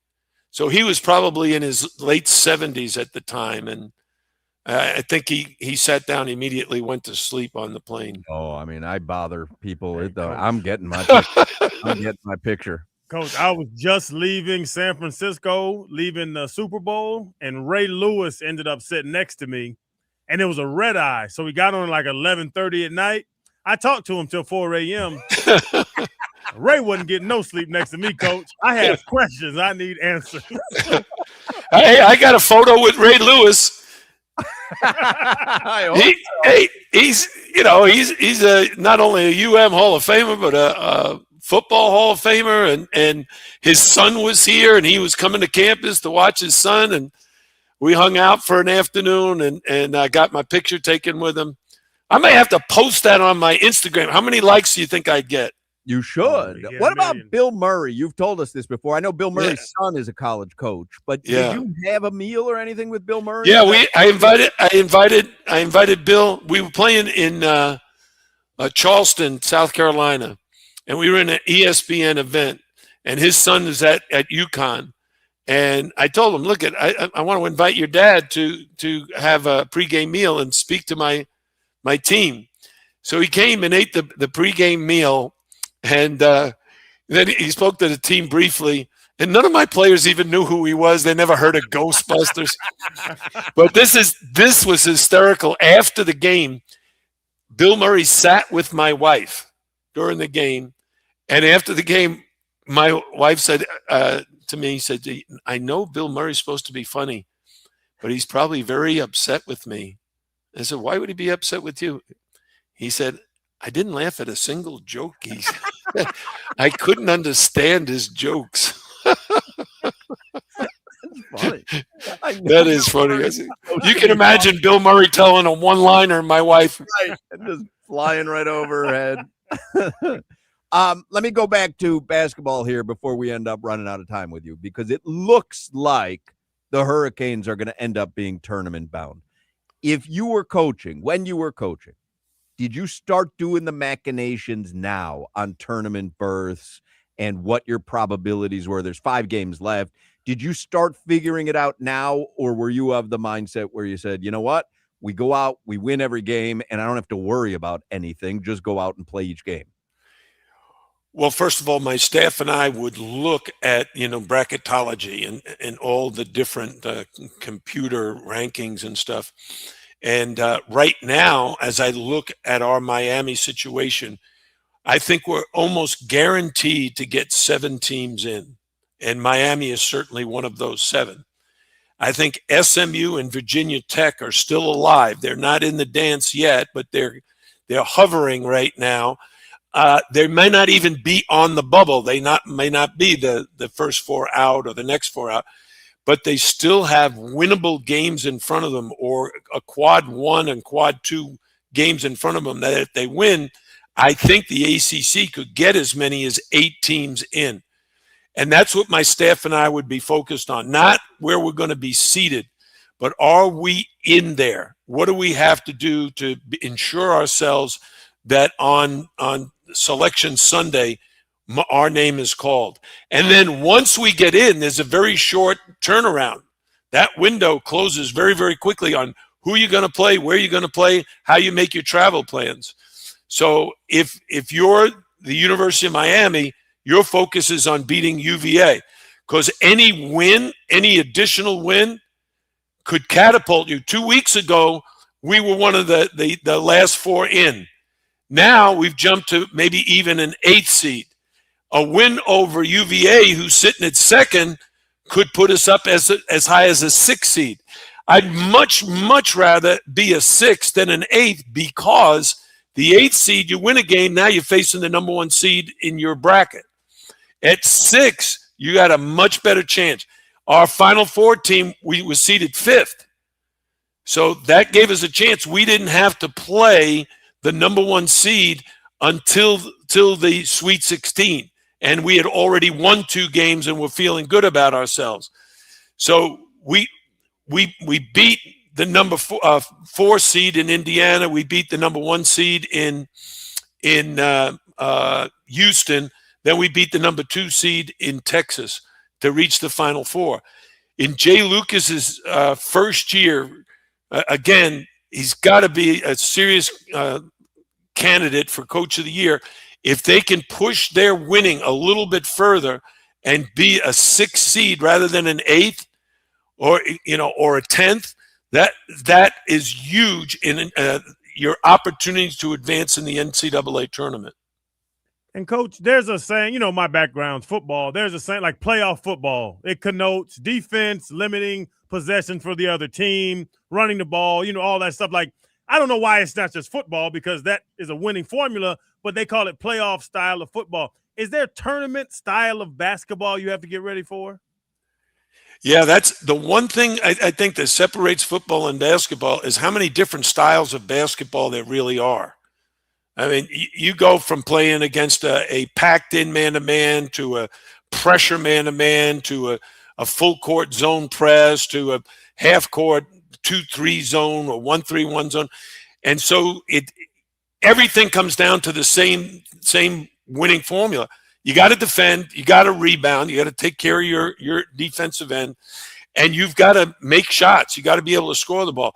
One of the amazing things about Jay Lucas's team and our Miami Hurricanes, they're not shooting threes, which is normal for this generation, and they're scoring in the paint. Their big guys, Malik and Ernest, are killing people in around the paint. And even Trey Donaldson is 32 points. He doesn't make a ton of threes. I mean, we beat NC State. We were shooting 50% from the foul line for most of the game, and we shot 10 for 20 for the game. And True Washington had to make 3 in a row to get us to 50%. That's crazy. And we shot 25% from 3. That's a losing formula, except for the Miami Hurricanes, whose big guys and our defense have given us a chance to play what you might call old school basketball. Take it to the rim. That's always, I know people think the 3 is the greatest, invention since sliced bread, but, back in the day, you won the game in the paint. You go to Wilt Chamberlain and Kareem Abdul-Jabbar, and you go to Shaq and Hakeem and Patrick Ewing and David Robinson and Tim Duncan. Those are the people that won multiple championships. We're taking it in the paint. And maybe I haven't made myself clear. You got to take the ball to the paint. That's the way to win. I don't know if an NBA team could do that, though, nowadays. Can you win in the paint nowadays? Because they're scoring so much. The the argument is you get 3, 2, right, we and get 3. You get 2, we get 3. Yeah. The math isn't going to work out. No, that's not right. Math is math. If someone shoots 25% from 3, let's say you take 10 shots. No, let's say it's 20 shots. No, let's say it's 100 shots. 25%, you make 25, you get 50 points. All right? If you go to the paint and you make word for it, because I have a UM education and I have no idea if that's however many points you just said. Yeah, but if you go to the paint, you make 50%, that's 100, but you're going to get fouled half the time. You make another 10 or 12 points at the foul line. You outscore the other team 62-50. That's my math, and that's what's winning right now. Telling me that you think an NBA team could excel in the league being a paint-heavy team i.e., what I grew up in the 70s watching with Artis Gilmore. Yeah, and Shaq. yeah. Shaq was Yeah, well, they just throw the ball it to doesn't Shaq. work with Artis Gilmore, but it works with Shaq. And Artis is my year. He's a great guy, terrific player. But we're talking about the greatest of all time in the low post. Shaq and Wilt and Kareem and Tim Duncan, all those guys dominate the position like nobody else. The reason it's gone to the three-point shot is because guys like Steph Curry, they can shoot 40% from three. Right. That you can't do from two. You'd have to shoot 65, 66%. So that ain't happening. But if you had a dominant low post player, you can win in the NBA. Hawk, no coach ever yelled, "Get the ball to Artis." Way too much. Yes. I watched Jerry Sloan. Get the ball to Artis. Said, get that ball to Artis Gilmore. We had Norm Van Leer bringing it up and Artis Gilmore bringing it home. All right, Coach Jim Larinaga, we relish our time with you. We'll talk to you next week, Coach. All right, guys. There you go. Jim Larinaga. We'll take a break. 4 o'clock hour is next. Artis. This is Hoch, Crowder, and Solana. Jimmy, you know how to make a hot tea? No, I do not. You know the ingredients of tea? Water.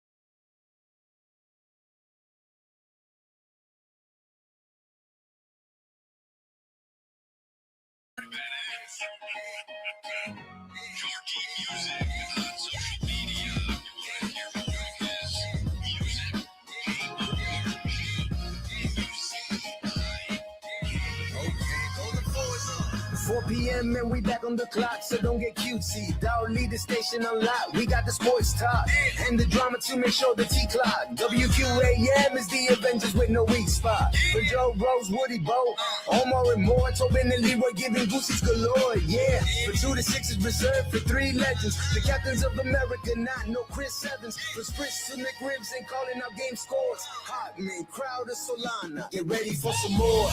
All right. 4 o'clock hour.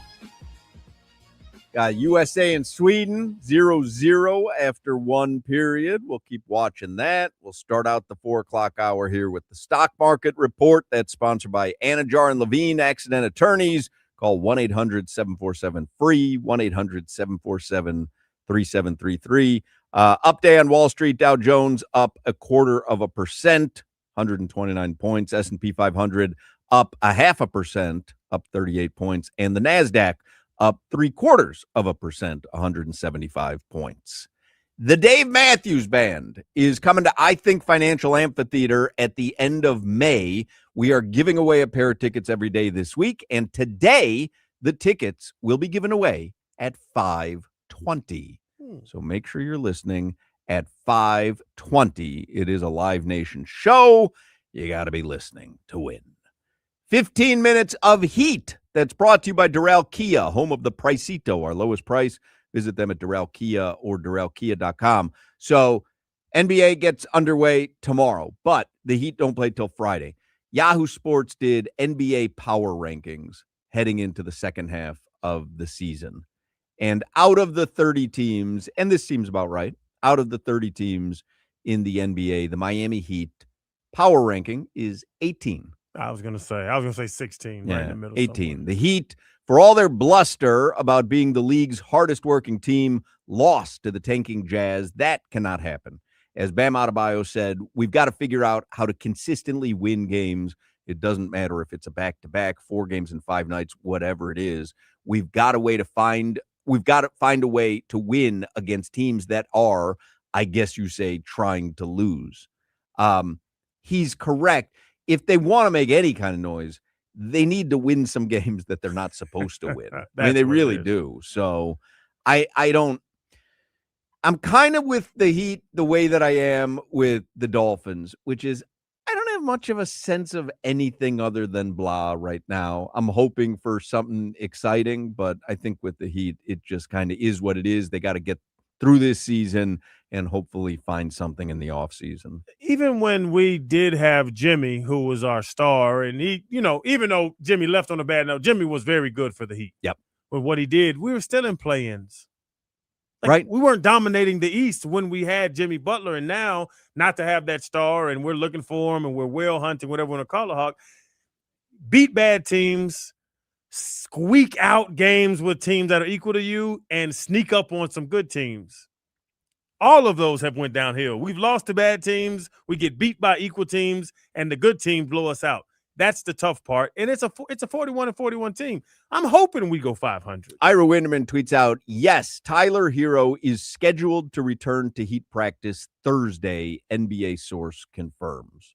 So that obviously would help if you can get Tyler back and Norman back on the regular. Bam, we know, is pretty much out there all the time. So if you can get everybody back for the remainder of the season, that at least would give you a chance maybe to get out of the play-in tournament, maybe be a playoff team. That's what it is. We're a play-in team, and I don't want to be negative. I think we're going to stay as a play-in team.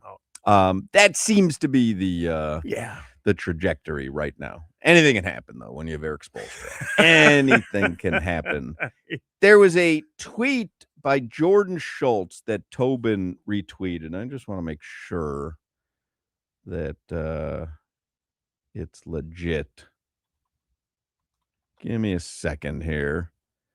Jordan Schultz, who's an NFL insider. He's got, 500,000 followers. He's legit.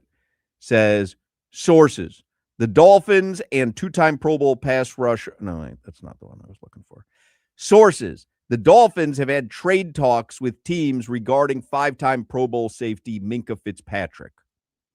Miami released 4 players earlier this week, including Tyreek Hill. They're in the early stages of resetting the roster under a new regime. That would not surprise me if they were to trade Minkah and get something in return.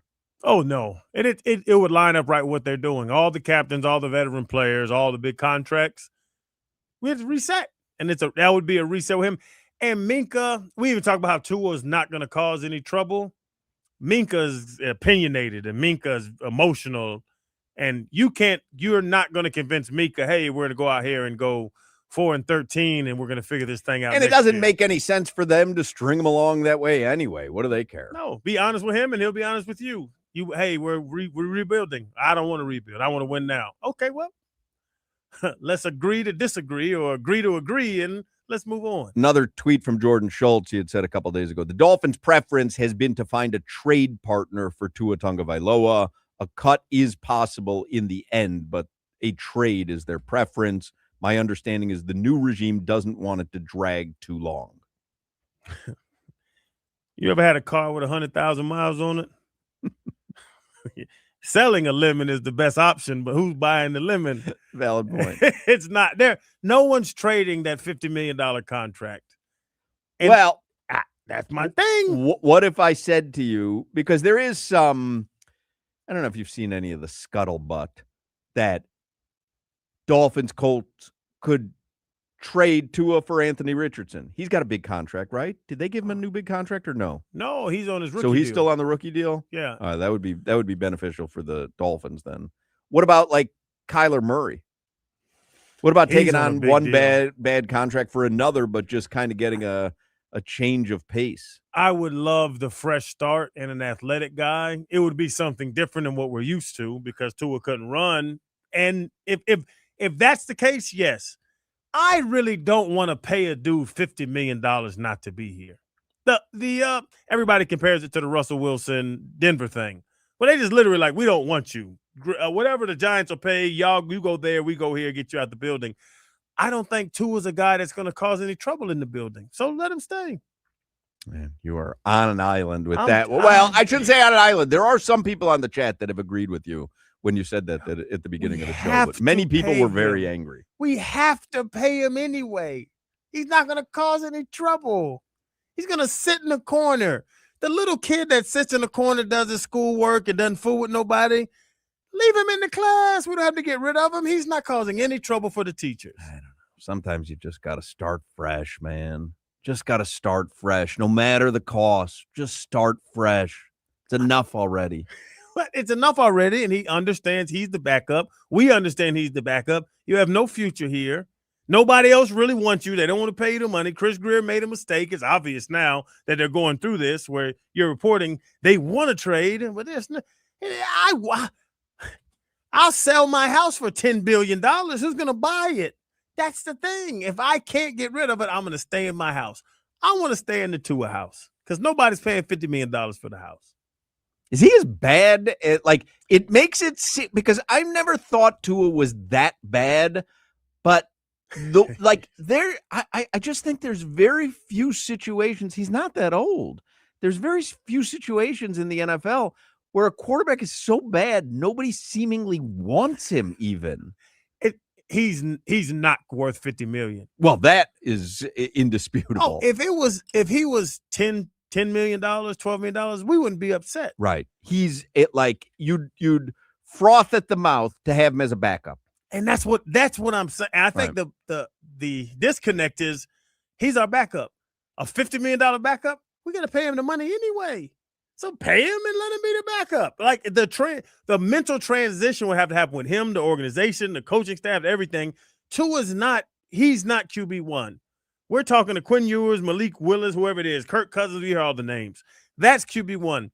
Tua, you're here as a support system. You're 2 or 3. Just be here. Just sit still, sit in the corner, do your geometry, and we'll figure out this real football stuff on this side. Tyreek Hill has changed his Instagram bio to unemployed. It's true. He better not get a check. Oh, Anyway, let's do headlines here. Zach Gelb is going to join us this hour. Talk a little sports with him. Keeping an eye on this Olympic hockey game. No scoring, Jimmy. It's kind of a boring game or good defensive battle?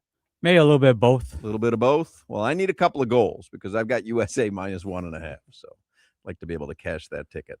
Headlines brought to you by Doral Volkswagen, home of the Pricito, our lowest price. Visit them at Doral Volkswagen or DoralVolkswagen.com. U.S. men's Olympic hockey team. It is the second period right now. It is scoreless with Sweden. And do you go on to a medal round if they win this game? I don't even know where they are. No, they go to semifinals, and if you win that, you go to the medal round. If you lose, you go to the bronze game. Oh, really? So you have if they lose today, no shot at a gold. No shot at any medal. Interesting. Well, bronze. Well, no. I'm saying if they lose today, they have no chance at any medals. But if they go to the semifinals and they lose, they go. Then I got you. Okay, all right. And then USA Canada women's gold medal game is tomorrow, 1:10 in the afternoon, which means we'll get the finish of the game during this show. So we will root for the U.S. women's hockey team tomorrow, going for the gold against our rival, Canada, to the north. Oh, USA's dogs. Yeah. Yeah, I didn't know Canada can play like that. Yeah. No, but you're saying underdogs? I got to be underdogs. I don't think so. Hadn't the USA, the women's team, have they not even let in a goal this Olympics? They said the lady that I just put up, she has 3 gold medals playing for Canada. Yeah, I don't think so. But in women's, they're like even if the Team USA is like an underdog, they're not. They're very close. They're like not. Team USA, Team USA tomorrow is a 2.5 goal favorite. They are -2.5. They're -525 to win. So let's go USA. Yeah, they're doing their thing. I think they have steamrolled through the Olympics. Canes Hoops, they won their 4th in a row last night. They beat Vatek 67-66. Trey Donaldson, we've talked about it, had a career game. Next up for the Hurricanes, Saturday, 2 p.m. at Virginia. Canes women's basketball, they're back at the Watsco Center tomorrow night. They host Stanford, 8 p.m.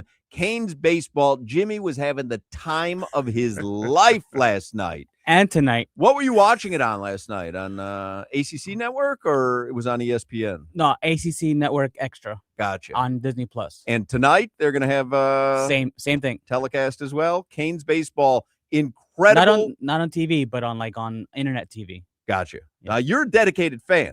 Yeah. Yeah, he's a dedicated fan. Like he loves college baseball. Ping. It's why I don't know. Loves the ping of an aluminum bat that you only get in college baseball, right? That is a unique best sound. You don't get that in any other baseball. Disney Plus, ACC Plus, Extra Plus, TV, Internet. Jimmy, how well? Well, I have the bundle with. But you're telling me ACC Network Plus, I can't get that on the DirecTV stream? I'm sure you can. Yeah, I think I have that. Yeah, I'm sure you can. Yeah. Ping. That is a great sound, college baseball. Bing. I got U-verse. 8-7. The Canes beat UCF last night in 13 innings. And it is Indiana State tonight, 6 p.m. That game is in Coral Gables. Heat are off until Friday. They'll be in Atlanta to start the second half of the season. Inter Miami back in action. The MLS season is upon us. They play Saturday in LA, LAFC, and Leo Messi is doubtful to play on Saturday. Do we know, are there any odds for Inter Miami to repeat? I'm sure there's season odds for MLS, right? Yeah, let me check. Let me check too.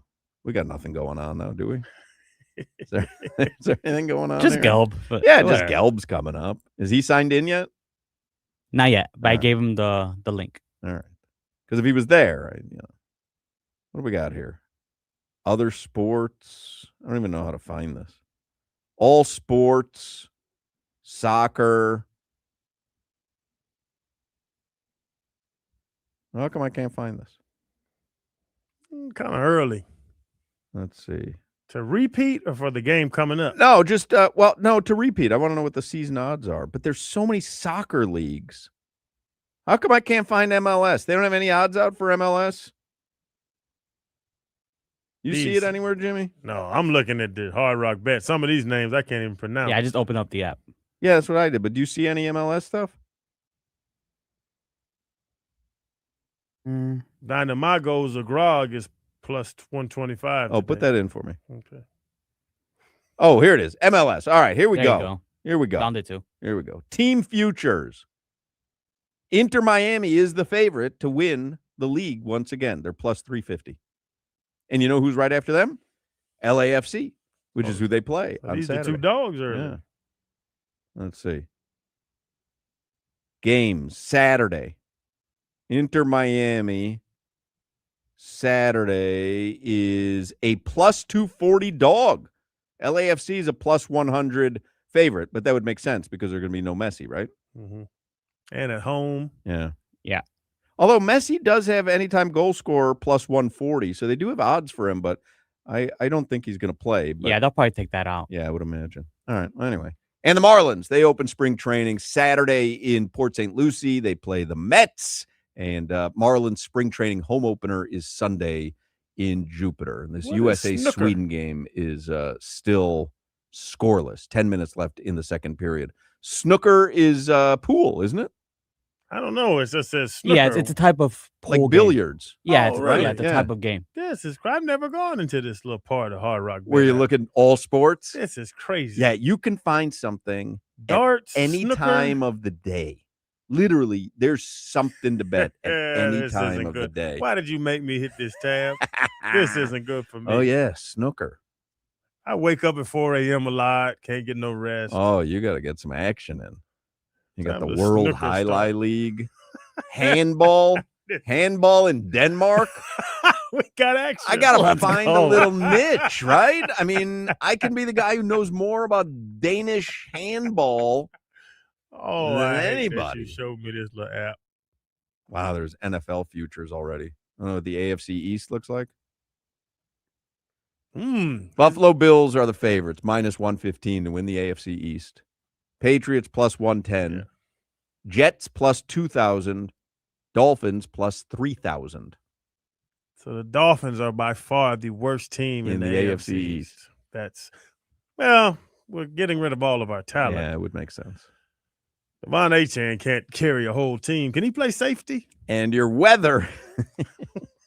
79 degrees in Miami right now, mostly sunny, getting down to the low 70s, upper 60s tonight. Tomorrow in Miami, it'll be bright and sunny, low of 69, high of 80. And it looks like we're going to have some nice weather coming up for the next few days. Zach Gelb is going to join us in the next segment. We will converse with him. Cheetah Pompano, great spot to watch a game or a fight. They got VIP areas, 4 stages of entertainment, the most beautiful ladies in South Florida. You know, Cheetah Pompano has an amazing complimentary gourmet lunch till 3 p.m. every day. Happy hour specials till 6. Every day is a great day at Cheetah Pompano Beach. You want to make sure you visit Cheetah Palm Beach as well. If you're planning a bachelor party, you know there is nowhere better than Cheetah Pompano or Cheetah Palm Beach. And you can get all the details and all the info on the website, cheetahsofl.com. You're listening to the Hoch, Crowder, and Solana Show. All right, I'll start with Chuck here. Chuck in Miami Gardens. What they do? That's for you, Crowder. Got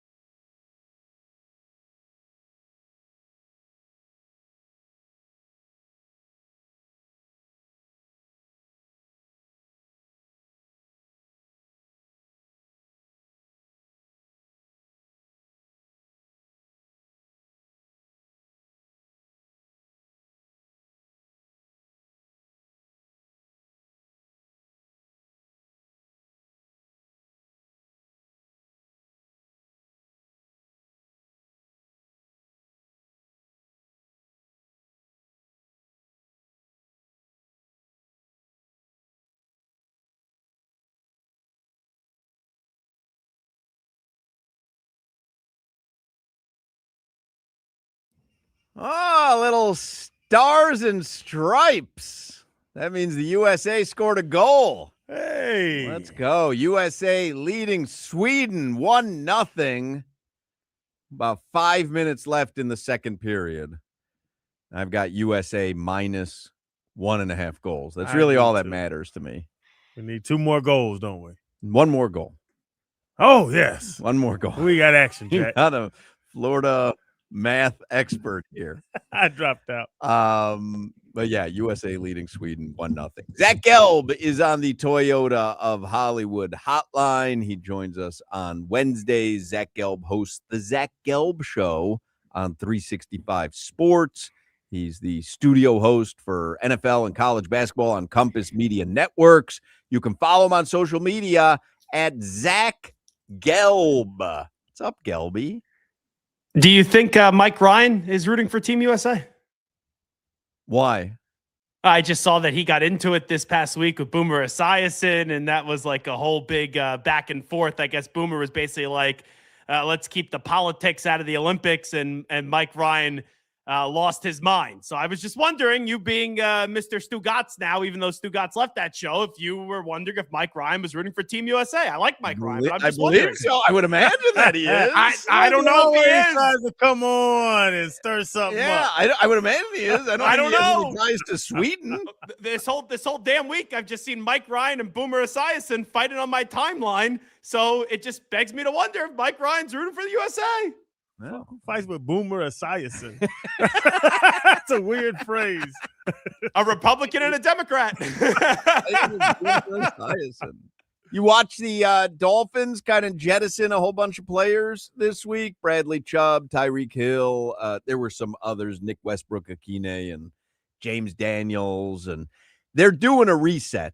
I mean, whether, they want to admit it or not, new coach, new GM, getting rid of high-profile players, trying to free up some salary cap. There's no other way around it, right, Gelby? There's no other alternative, is there? Yeah, the new general manager, John Jacob Jingleheimer Schmidt, I guess is what I'm going to start calling him, and John Eric Sullivan. He came in and he started singing his song, and you're gone, you're gone, you're gone. And I can't blame him. Like, yeah, ideally you'd like to get some pieces back for these guys, but Tyreek Hill's leg right now is like made out of jello, and he's a malcontent anyway. So you send him packing. Now the question is, are you going to get anything back for the quarterback? And the more and more I think about this, and I think it would have been a fun debate to have, like, would you rather have Kyler or Tua? I think Kyler's going to get traded for like maybe a 4th round pick with conditions it could get to a 3rd, and I could see the Jets pulling the trigger for him. I believe eventually Tua's going to be an outright release, and Tua's going to go somewhere where he's going to be competing to get the starting job, maybe like a Daniel Jones, Anthony Richardson situation a year ago in Indianapolis. His name is my name too. Yes. Well done. My name Tua. Well done. Gelb, just listen to me. Don't start rolling your eyes until I finish. Wait, hold on. Who would have ever thought Gelb and Crowder would be doing some freestyling? Channing, yes. Gelb, no way. No way, Jose. Jacob Jingleheimer Schmidt, by the way. People always shout. John Jacob Jingleheimer Schmidt. Damn song never ends. There you go. I just gave you material with this GM for the rest of his tenure. We've been going back and forth. Hawk swung me for about 2 days, and now I'm back strong on my stance. Nobody's picking up Tua's contract. They're going to have to give him $50 million. They cut him pre-June 1. It's $99 million as a cap. Post, they can split it up, 54 this year, 43 next year. Just keep him. He's not a malcontent, like you say. He's not causing any trouble. He is going to be the highest paid backup in NFL history. But if you have to pay him $50 million anyway, just continue with your plan. Let John Jacob Jingleheimer Schmidt, I think his real name Sully, let him continue with his plan, Gelb. You have to pay Tua anyway. Let him sit there as a backup. If whoever you bring in and start gets hurt, you probably have one of the better backups in the NFL. You're paying him anyway. Maybe your CTE is kicking on in, Channing. I agree with you. I sat in the studio next to you and said, I'm actually can't believe I'm saying this, but I agree with Channing Crowder that it used to be tank for Tua. Now it should be tank with Tua. I just, as much sense as you're making, when you have the fans at that event, what was that, for season ticket holders, and they are like, get Tua out. They're booing Tua. And then John Eric Sullivan ends up saying, we're going to evaluate all options and we're going to make that room better. And the fans start cheering. That relationship is over. I get what you're saying. I agree with what you're saying from a financial standpoint, but I believe Tua is going to be off the team and they're just going to outright release him. Because, and again, we've had this conversation, it's just you're doing a clean start. You've got all new pieces. What is the point? I get the financial aspect of it. We were having this conversation. I had read Crowder at the beginning of the show, something from Pro Football Talk, where the Dolphins could just take a $99 million cap charge this coming season. Instead of splitting it over 2 seasons, take a $99 million cap charge. And the salary cap's about $300 million. So 1/3 of your entire cap is going to go towards a guy who doesn't even play for the team. But the thought is then you don't even have to carry any of that into 2027. You can write off 2026 as a lost season, which it seems like it's going to be regardless, and move on. You get through one terrible year. You take maybe the biggest cap hit that's ever been had by a team regarding a single player. Pay him his $50+ million. Take the $99 million cap hit in one season. Don't split it up, and then move on for 2027.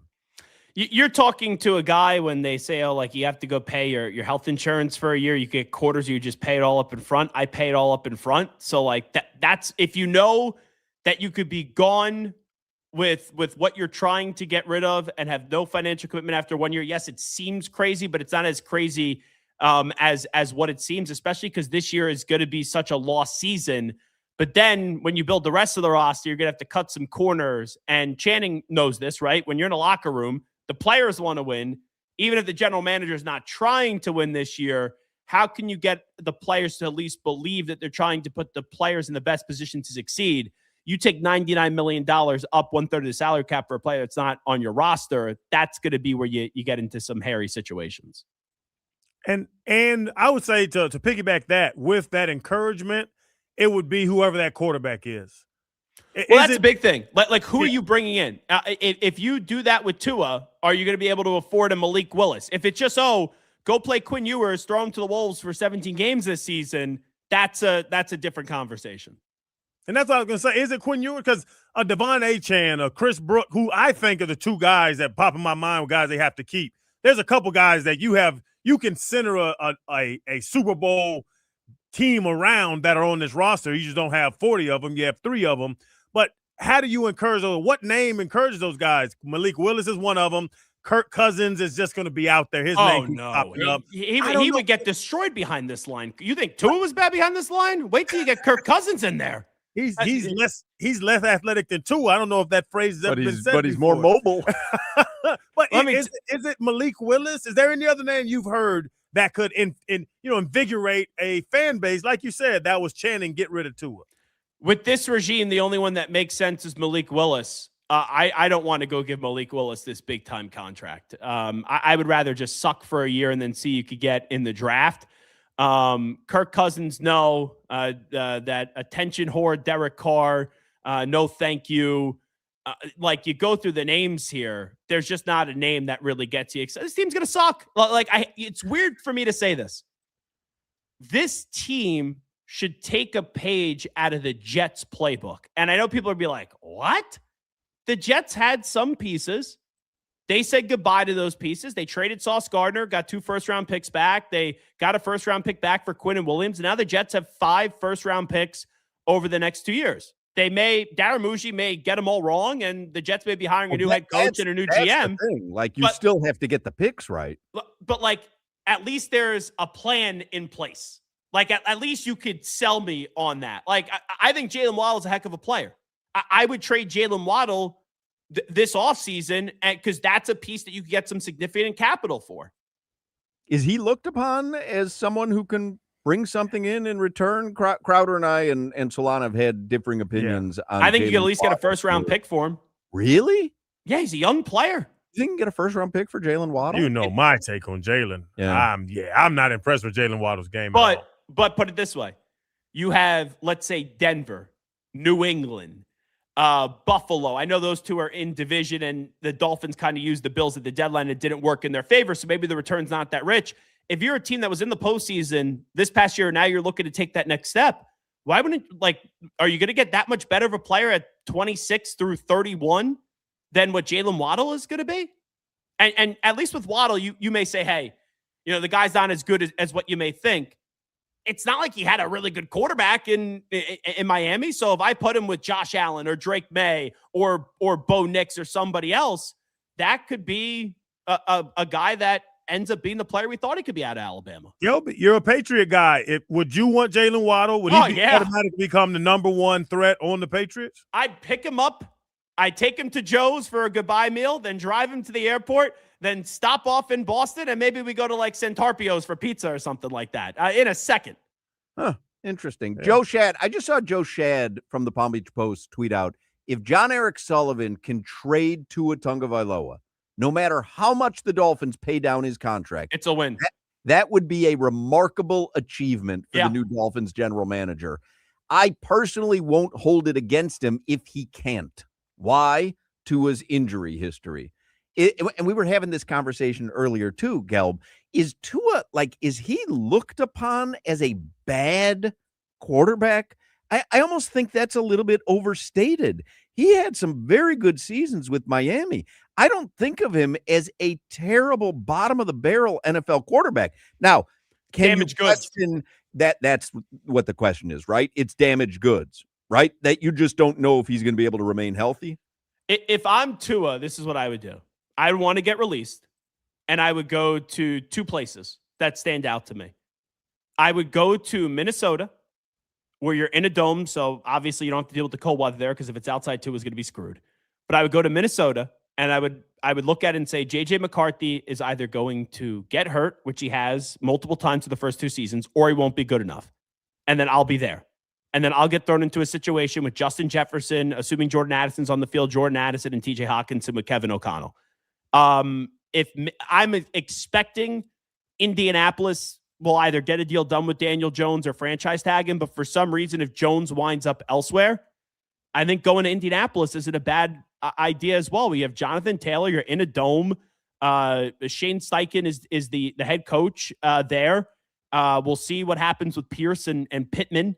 And you got Tyler Warren. I don't think that's a bad spot. And Indy has a good offensive line, too. I would say those are the two places I'd be looking for where if Tua wants to have a shot to turn this thing around and be a Sam Darnold, be a Geno Smith, those are two places that he could go to where if you have a little patience, it could end up working out. But, yeah, I think Tua is viewed as an overrated quarterback, a quarterback that has had some success but has been more disappointing than what he was thought out to be. But and damaged goods. Bottom of the barrel, though. That's what I'm saying. There are so few quarterbacks where you go, that guy at his age is literally untradeable. And I understand nobody wants the contract. The contract makes it. But where teams are saying, no. I just don't even want him in my building. I don't want him in the building. I wonder if you take the contract, if you take the contract out of it. Yeah. And there are teams that maybe are in the market for a quarterback like Minnesota. Say that they're not certain J.J. McCarthy is going to be the guy. Are fan bases in Minnesota saying, oh, no, Tua? No, I don't want that guy near my organization. I think most people would take that line of thinking right now, because I do think the injuries obviously have to play a factor in it, because you're looking, let's say if you don't have a quarterback, you probably would say no to Tua, because the idea of Tua turning around is probably a long shot. And you'd rather have them, either go in the draft and get that quarterback. We've seen quarterbacks, it hasn't always worked out, like Russell Wilson and Deshaun Watson, become available via trade, or you sign someone else that's put it this way. I would rather in the year of 2026, and Kyler has 2 years left on that contract, then a club option where it could be 3, and it's a team option. I would rather, even though Kyler's had some injury history and Kyler has been overrated too, let's say if the Jets were the one team out there, I'm not a Jet fan, but let's say the Jets were the one team out there and you gave me the option of trading for Tua or trading for Kyler, and let's say it's a 4th round pick, let's call it. I'd rather give up the 4th round pick for Kyler than Tua in the year of 2026. And do they go, if you were the Dolphins, what about if Ty Simpson's available? Fernando Mendoza's gone. I think he's going to the Raiders. What about Ty Simpson? I would pass on Ty Simpson this year. you got to love a quarterback in order to take a quarterback in the first round. I know he was hurt down the stretch at Alabama. I was not impressed with him in his last 5 or 6 games. I would say Mendoza. There'll probably be 2 quarterbacks to go in the first round. It'll probably be Ty Simpson. Maybe he goes to the Rams and then replaces Stafford down the road and has this great career, and I'm looking like an idiot. But I would say that Simpson goes in the first round, but I'm not feeling all that confident with his future. I would, if I'm the Dolphins, and right, we're all agreeing. I know that, hey, when Tua got drafted, they were expected to be the number 1 overall pick. Then they fell to 5 and 1 more games than they expected. And quarterback draft class is supposed to be strong, and they don't end up being strong. At this rate, I would not lock myself into anybody long term.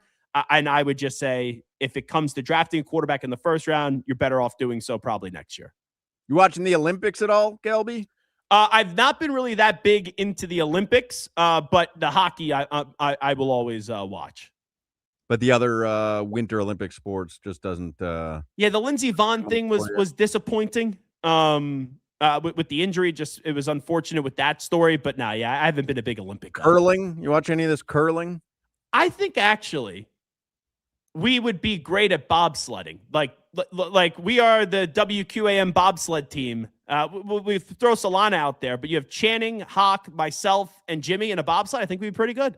Huh. Gelb.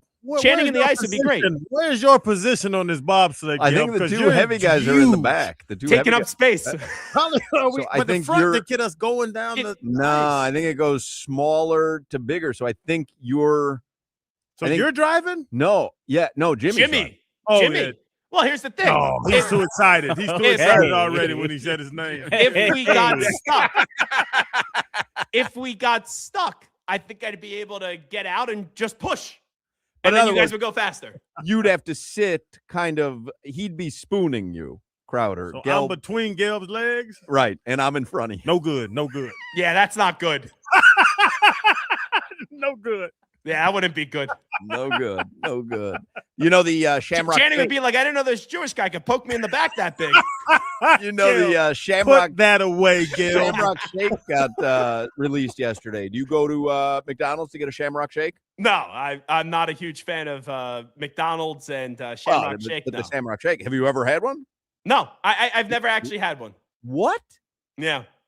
No, that's not something on my desire list Your to try. entire life, you've never had a Shamrock Shake? Nope, never had one. Well, how do you celebrate St. Patrick's Day? Drink beer. Seems impossible to celebrate St. Patrick's Day without having a Shamrock Shake. Beer route's a lot more fun. Would you go to McDonald's and rate one for us so that we can ask you about it next week? Yeah, I guess I gotta see. I don't even know where there's a McDonald's by me. I know I live in the city, and you would think that would be. I would imagine they're all over the place. No. Let's see. I could. There's one that is close to my apartment, not that far away. Yeah, they say closer to mile, but it's 75 turns. Right. No, here's the thing. My knees are good, so I will walk to like all around the city. I'll be okay. Gelb, do you ever tuk-tuk? I'm a big fan of the tuk-tuk. A what? The tuk-tuk. But that's not in New York. They have little bike riding things in New York. Oh, yeah, they have the city bikes. My friend took one, got hit by a car like a year ago. Not good. No, the city bike is the one that you rent and pedal yourself. No, I want the little guy in front of me. No, he's talking about more like the rickshaw or whatever. But they don't call them tuk-tuks in the United States. I got 2 legs. They work. I walk all over the city. Like I will walk from Penn Station down to Financial District and no problem. I love. If walking. I get a tuk-tuk, we can get on there together. You're not going to get a tuk-tuk. Now first you want me to sit behind you on a bobsled, and now you want a tookie-tuk with me? This is hip to hip. We're on the tuk-tuk. You ever get a horse-drawn carriage? You ever take your girlfriend for a ride on the horse-drawn carriage? Central Park. Yeah. No, but you know what I feel like now? I feel like I'm Channing at the Drake show, except the roles are reversed here, and I'm like getting hit on here. Come on, Ryder. Why don't you take your girlfriend for the horse-drawn carriage ride? That's a nice romantic thing through Central Park. You know, do you know how much dinner costs in New York City? Do you know how much it is just to get drinks? You think I need to go pay $100 to go on a horse and buggy? What a downer this guy is. He does. I mean, he's in the Big Apple, and you like. So you don't take her to what's the hotel they did? Home Alone at. We live in the city. I know, we but both right have across- apartments. Yeah, right across from the Apple Store. And right we went across- out to the Hamptons for Valentine's Day. We rented a house. Oh, okay. All right. All right. Oh, yeah. I I didn't shut you up real know. All of a quickly. sudden, Sarah Jessica Parker and Matthew Broderick out in the Hamptons. And I was better when I was drinking than Justin Timberlake was a few years ago. I all right? can't have a Shamrock Shake, but he can spend the weekend in the Hamptons. The Very Plaza Hotel. exciting. The Plaza. You don't take her to the Plaza for maybe some afternoon tea? No. All right. Well, think about it. Zach Gelb, he joins us on Wednesdays. Venmo me at $200. I'll do it, Hawk. All right. Follow him on social media at Zach Gelb, ZACHGELB. We'll see you, Gelby. You got it, guys. Be well. There you go, Zach Gelb. 5 You o'clock. don't want to go on the Funky Buddha tuk-tuk FM. with me. There's no tuk-tuks in the United States. Tuk-tuks. They have in like Indonesia. The little bike. I know what it is. They can't call them a I was tuk-tuk just in on the a U.S. tuk-tuk. No. There was a tuk-tuk in San Francisco. It's not called a tuk-tuk in the country that we reside in. The tuk-tuk was in San Francisco. Asia, myself, and Ronnie Brown. Us three rode the tuk-tuk That's together. ridiculous. Just that visual. It was a tight 5 little o'clock. tuk-tuk ride. Funky Buddha happy hour is coming your way next. Do And not go anniversaries are very special, just like tuk-tuks. And my friends over at Ed Moore's, they are celebrating 80 years in business. Now, you don't do something bad and stay in business for 80 years. That's why my buddy Chris Atkins, he's the GM over at Ed Moore's. His team, amazing team, they are celebrating. And Sawgrass Cadillac are commemorating the occasion by giving you special savings on Cadillac Luxury. Right now, get in an all-electric 2026 Cadillac Optic for just $349 a month, or check out the all-electric 2025 Cadillac Lyrics for just $369 a month. They are watching out. They're celebrating so you can celebrate great deals. Ed Moore's has been family-owned and operated for over 80 years, so now they know that they've been taking care of you, and you know what they're going to do? Continue to take care of their customers. So don't miss out on the 80th anniversary savings. Go see my friends at Edmore Sawgrass Cadillac. They're the 6-time dealer of the year off Sunrise Boulevard and the Sawgrass Expressway. Visit EdmoreSawgrassCadillac.com. And remember, being backed by Morris is a special thing. My entire driveway is backed by Morris, from the trade-in to the sale to the lease. After you have the vehicle, they'll text you, they'll call you, they reach out, they tell you when you need services. I'm telling you, being backed by Moore's is a special feeling. It's a different thing from other dealerships. You got to be backed by Moore's. Click EdmoreSawgrassCadillac.com. You're listening to the Hoch, Crowder, and Solana Show. Tighten your ass up, Whale.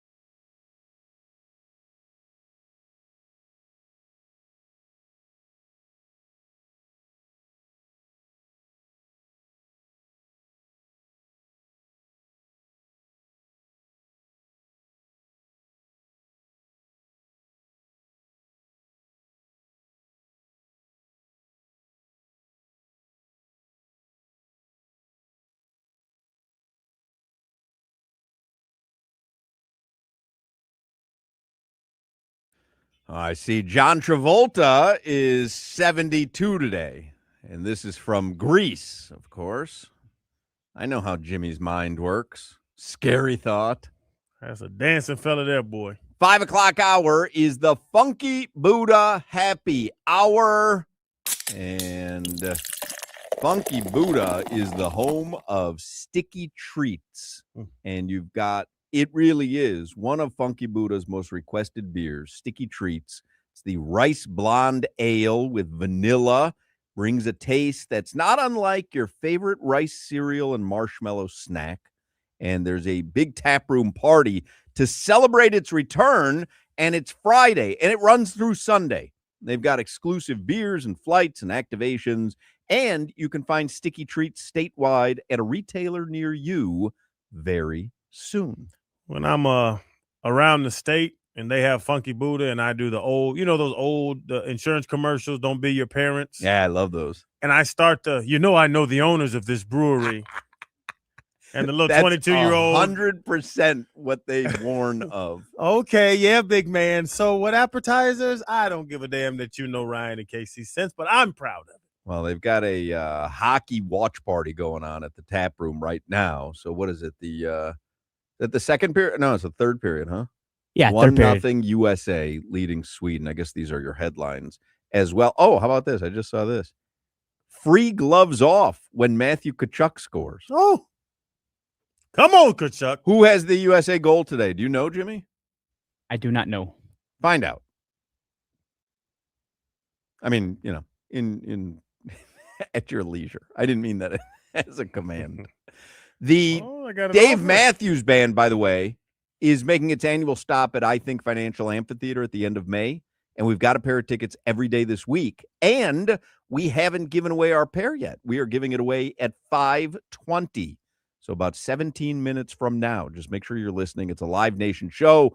A pair of Dave Matthews Band tickets at 5:20 this afternoon. Headlines for this 5 o'clock Funky Buddha Happy Hour are sponsored by Doral Volkswagen, home of the Pricito, our lowest price. Visit them at Doral Volkswagen or DoralVolkswagen.com. Didn't you say Matthew Tkachuk was in the penalty box too, Jimmy? No, one of the Tkachuk. One of the Tkachuks. It was Brady, or you don't know? I don't know which. Number 16, so I'm not sure that's Brady or Matthew. They're both aggressive. They are aggressive. That Brady is huge. Do we know who has the USA goal yet? Dylan Larkin. Dylan Larkin. So no free beers at Funky Buddha for a Dylan Larkin Gloves office. goal. Gloves office. I mean, that's your that's yours. Yeah, you love that. Goodness, yes. That makes you happy. U.S. men's Olympic hockey team. It is 1-0. 15 minutes left in the third period. USA leading Sweden. You have any factoids about Sweden? The W's are pronounced V's. Beautiful women in Sweden. They are? Beautiful women. And IKEA, are they big? Are they big? I think Swedish people are big. No. They're tiny people? Not, I would say tiny, but... Have you been to Sweden? Never. Just based on TV. Yeah. What movie? What do y'all have Swedish references from? I don't know. I've got Swedish meatballs at IKEA. There's a Sweden nugget. I'd say those are big people going to IKEA to eat meatballs. You ever had the Swedish meatballs at IKEA? Actually have. It's ridiculous. I don't know why those are a sensation. That is a weird place to order Isn't a it? meatball. And that cafeteria is packed. And there's still furniture around you. Yeah, no, you're in a furniture store, and everyone's like, you got to try the Swedish meatballs. Oh, there's one right by me off $5.95. Yeah. And we went, when we moved, we had to get, the little dibbles and dabbles for the house. And yeah, I was in there eating Swedish meatballs. It's crazy. You ever had those, Jimmy? You wouldn't eat Swedish meatballs. No, I had never had it. Yeah, that's not on your thing. Did you get Costco Glizzy today? I can't eat meat today. Today's Ash Wednesday. Oh, what are you giving up for Lent? I have no clue. Don't you have to make a decision on that? Well, my decision, so I guess, I don't know. But isn't it doesn't that start today or tomorrow or something? Starts today. I decided with OG yesterday. Yeah, but you're giving up squirrel meat, but that you don't have squirrel meat. You don't tell me what. Don't tell me what. Tell me what me and my God have going. I don't think you're fooling the big guy. I'm not. I love squirrel meat. I'm pretty sure he checks a list and goes, "Wait a second, this guy's giving up something that he doesn't eat in the first place." Don't you question me and my relationship. I'm going to question this one. I'm giving up squirrel meat this I don't year. know if that's a have you considered anything, Jimmy? Do you normally give up something for Lent or no? Depends. Like, if I do, I do. If I don't, I don't. Well, I know that's why I was asking if you normally do. Or He's not. locked You just- in. I used to, but not. He's locked in. I used to, but not much anymore. I mean, obviously, if you do, you do, and if you don't, you don't. That kind of goes without saying. Yeah. I guess, did you give up anything last year for Lent? No. All right. You don't have to feel sad about No, it. I'm not. I'm Well, not. it I'm seems just like telling you the truth. No, it seems like it resigned. No, I didn't. But I'm not judging you at all. So it's like it's a sacrifice, pretty much. Like, you tell me, it's your religion, not I mine. don't know what you think I live. Well, how the hell would I know? You're asking me? Are you really asking me? Hey, Hawkman, how does this Lent go? I have no idea. I was asking you. Oh, I don't Lent. Canes Hoops won their 4th in a row last night. They beat Virginia Tech. We're going to talk with Joe Zagacki this hour. Canes sports is having a moment. Yeah. Canes football, I don't know if you recall, went to the national championship game. And Canes basketball looks like they're going to be a tournament team. And Canes baseball, I'll get to it in a second, they've won their first 4 games this season. So Canes Hoops last night, though, they beat Virginia Tech. Trey Donaldson had 32 points. Was a career game for him. And 5 games remaining. They've got Virginia Saturday, 2 p.m. So is that game on this station? I'm guessing it is, right? Wait, what are you talking about? Sorry. He gave up listening. No. Well, I'm doing stuff here too, you know. No, that's fine. That's fine. That was my bad. My bad. You're talking about. I don't know what I'm talking about. About if it's being televised. No, I was asking if it's on this radio station Saturday. Saturday, it should be. Well, I know it should be. I was trying to double check if it was. It might be. It might not be. What are you working on? Just out of curiosity. No, I'm writing notes. All right. The show. 508. What is this? What is this Saturday? Yeah, Canes basketball is on this radio station. 1:30 pregame and 2:00 tip-off. Canes at Virginia, and then Heat basketball on Saturday. That's how I was looking to see if there was something else because basketball season starts anyway. What am I talking about? Canes hoops Saturday 2 p.m. is their next game. Canes women's basketball, Watsco Center tomorrow night 8 p.m. They host Stanford. So Canes baseball, Jimmy was watching last night. He was live texting us. They had this incredible come from behind win in Coral Gables. They're down 5-2 in the 9th to UCF. They tie the game. It ends up going to 13 innings. Vance Sheehan 2-run dong in the 13th. Canes beat UCF 8-7, and they host Indiana State tonight, 6 p.m. in Coral Gables. So less than an hour away. Will you be watching that while you're here at the studio? Yeah, I'll still be watching it. All right. Just checking. I might get back in the weeds speaking about the Canes.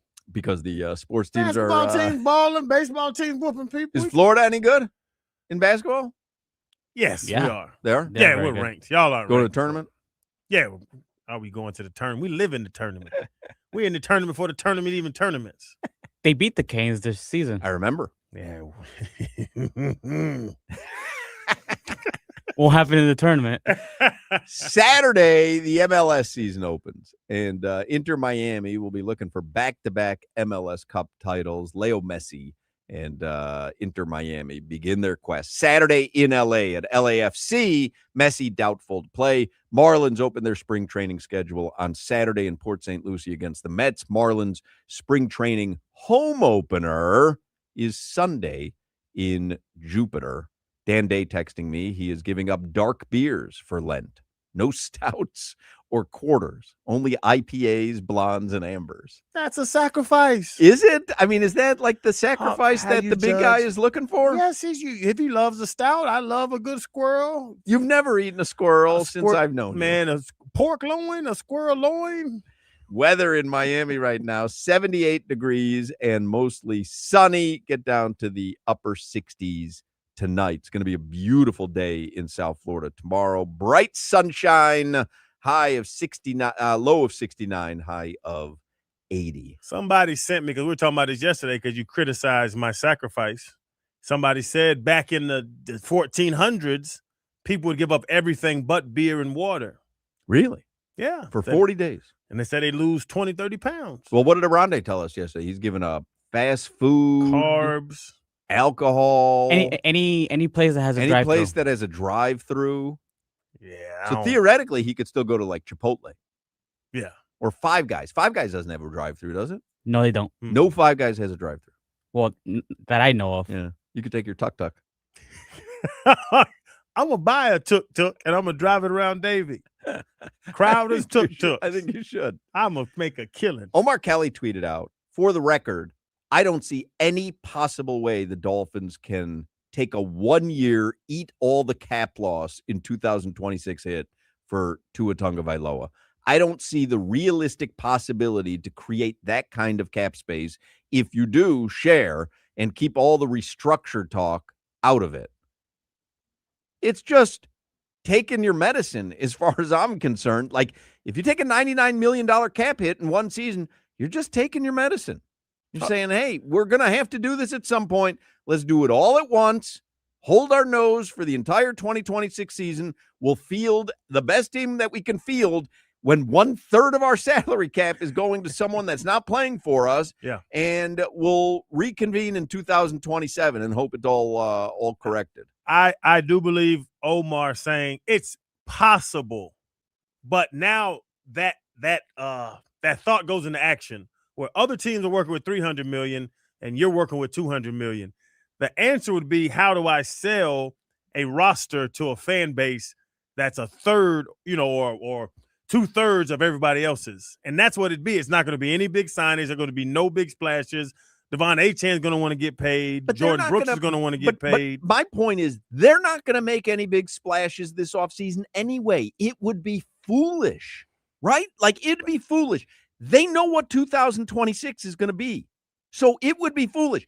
You're going to sit through this next football season, Dolphins fans, with a roster that is cobbled together through whatever parameters they're going to have left with the salary cap if they do decide to eat it all. You're going to have a couple breakout guys like a Devon Achane. You mentioned Chris Brooks earlier. Like, there's going to be a couple guys who are stars, and that's it.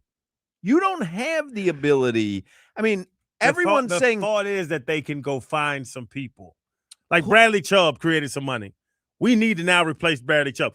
Hawk, are we going to go get J.J. Watt? That's the thing. We're not going to sign J.J. Watt. Who's coming here? To play under those circumstances, but to just flat out say it can be done. And honestly, I would love that reset to totally be done. But to sell that to a fan base, and think about Sully, his first year.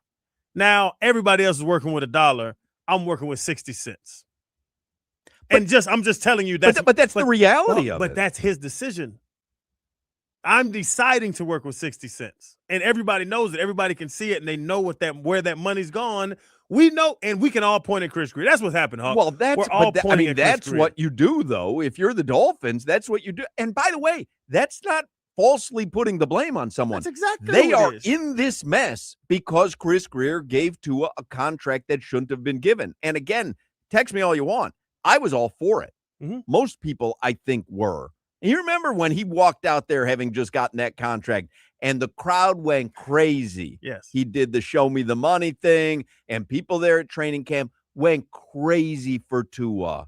There was a reason that look, the contract in hindsight was terrible and didn't have to be given out because they had him under contract for another year and could have franchised him beyond that. But it wasn't unwarranted at that moment. It was the 70-point Denver year. After that, it was the number one offense in the league, scoring and points. It was all that. It was Tyreek's big season. Waddle went off. That wasn't that when Raheem Mostert led the NFL in rushing I think touchdowns? so. Like, that was They had a team. They had a offense humming, and that all go pay him. It was a bad decision, and they had one more year under the contract. They weren't pressured to do it, so we can go back and put all the context behind it. Even for Sully, which is not an excuse, it's an explanation.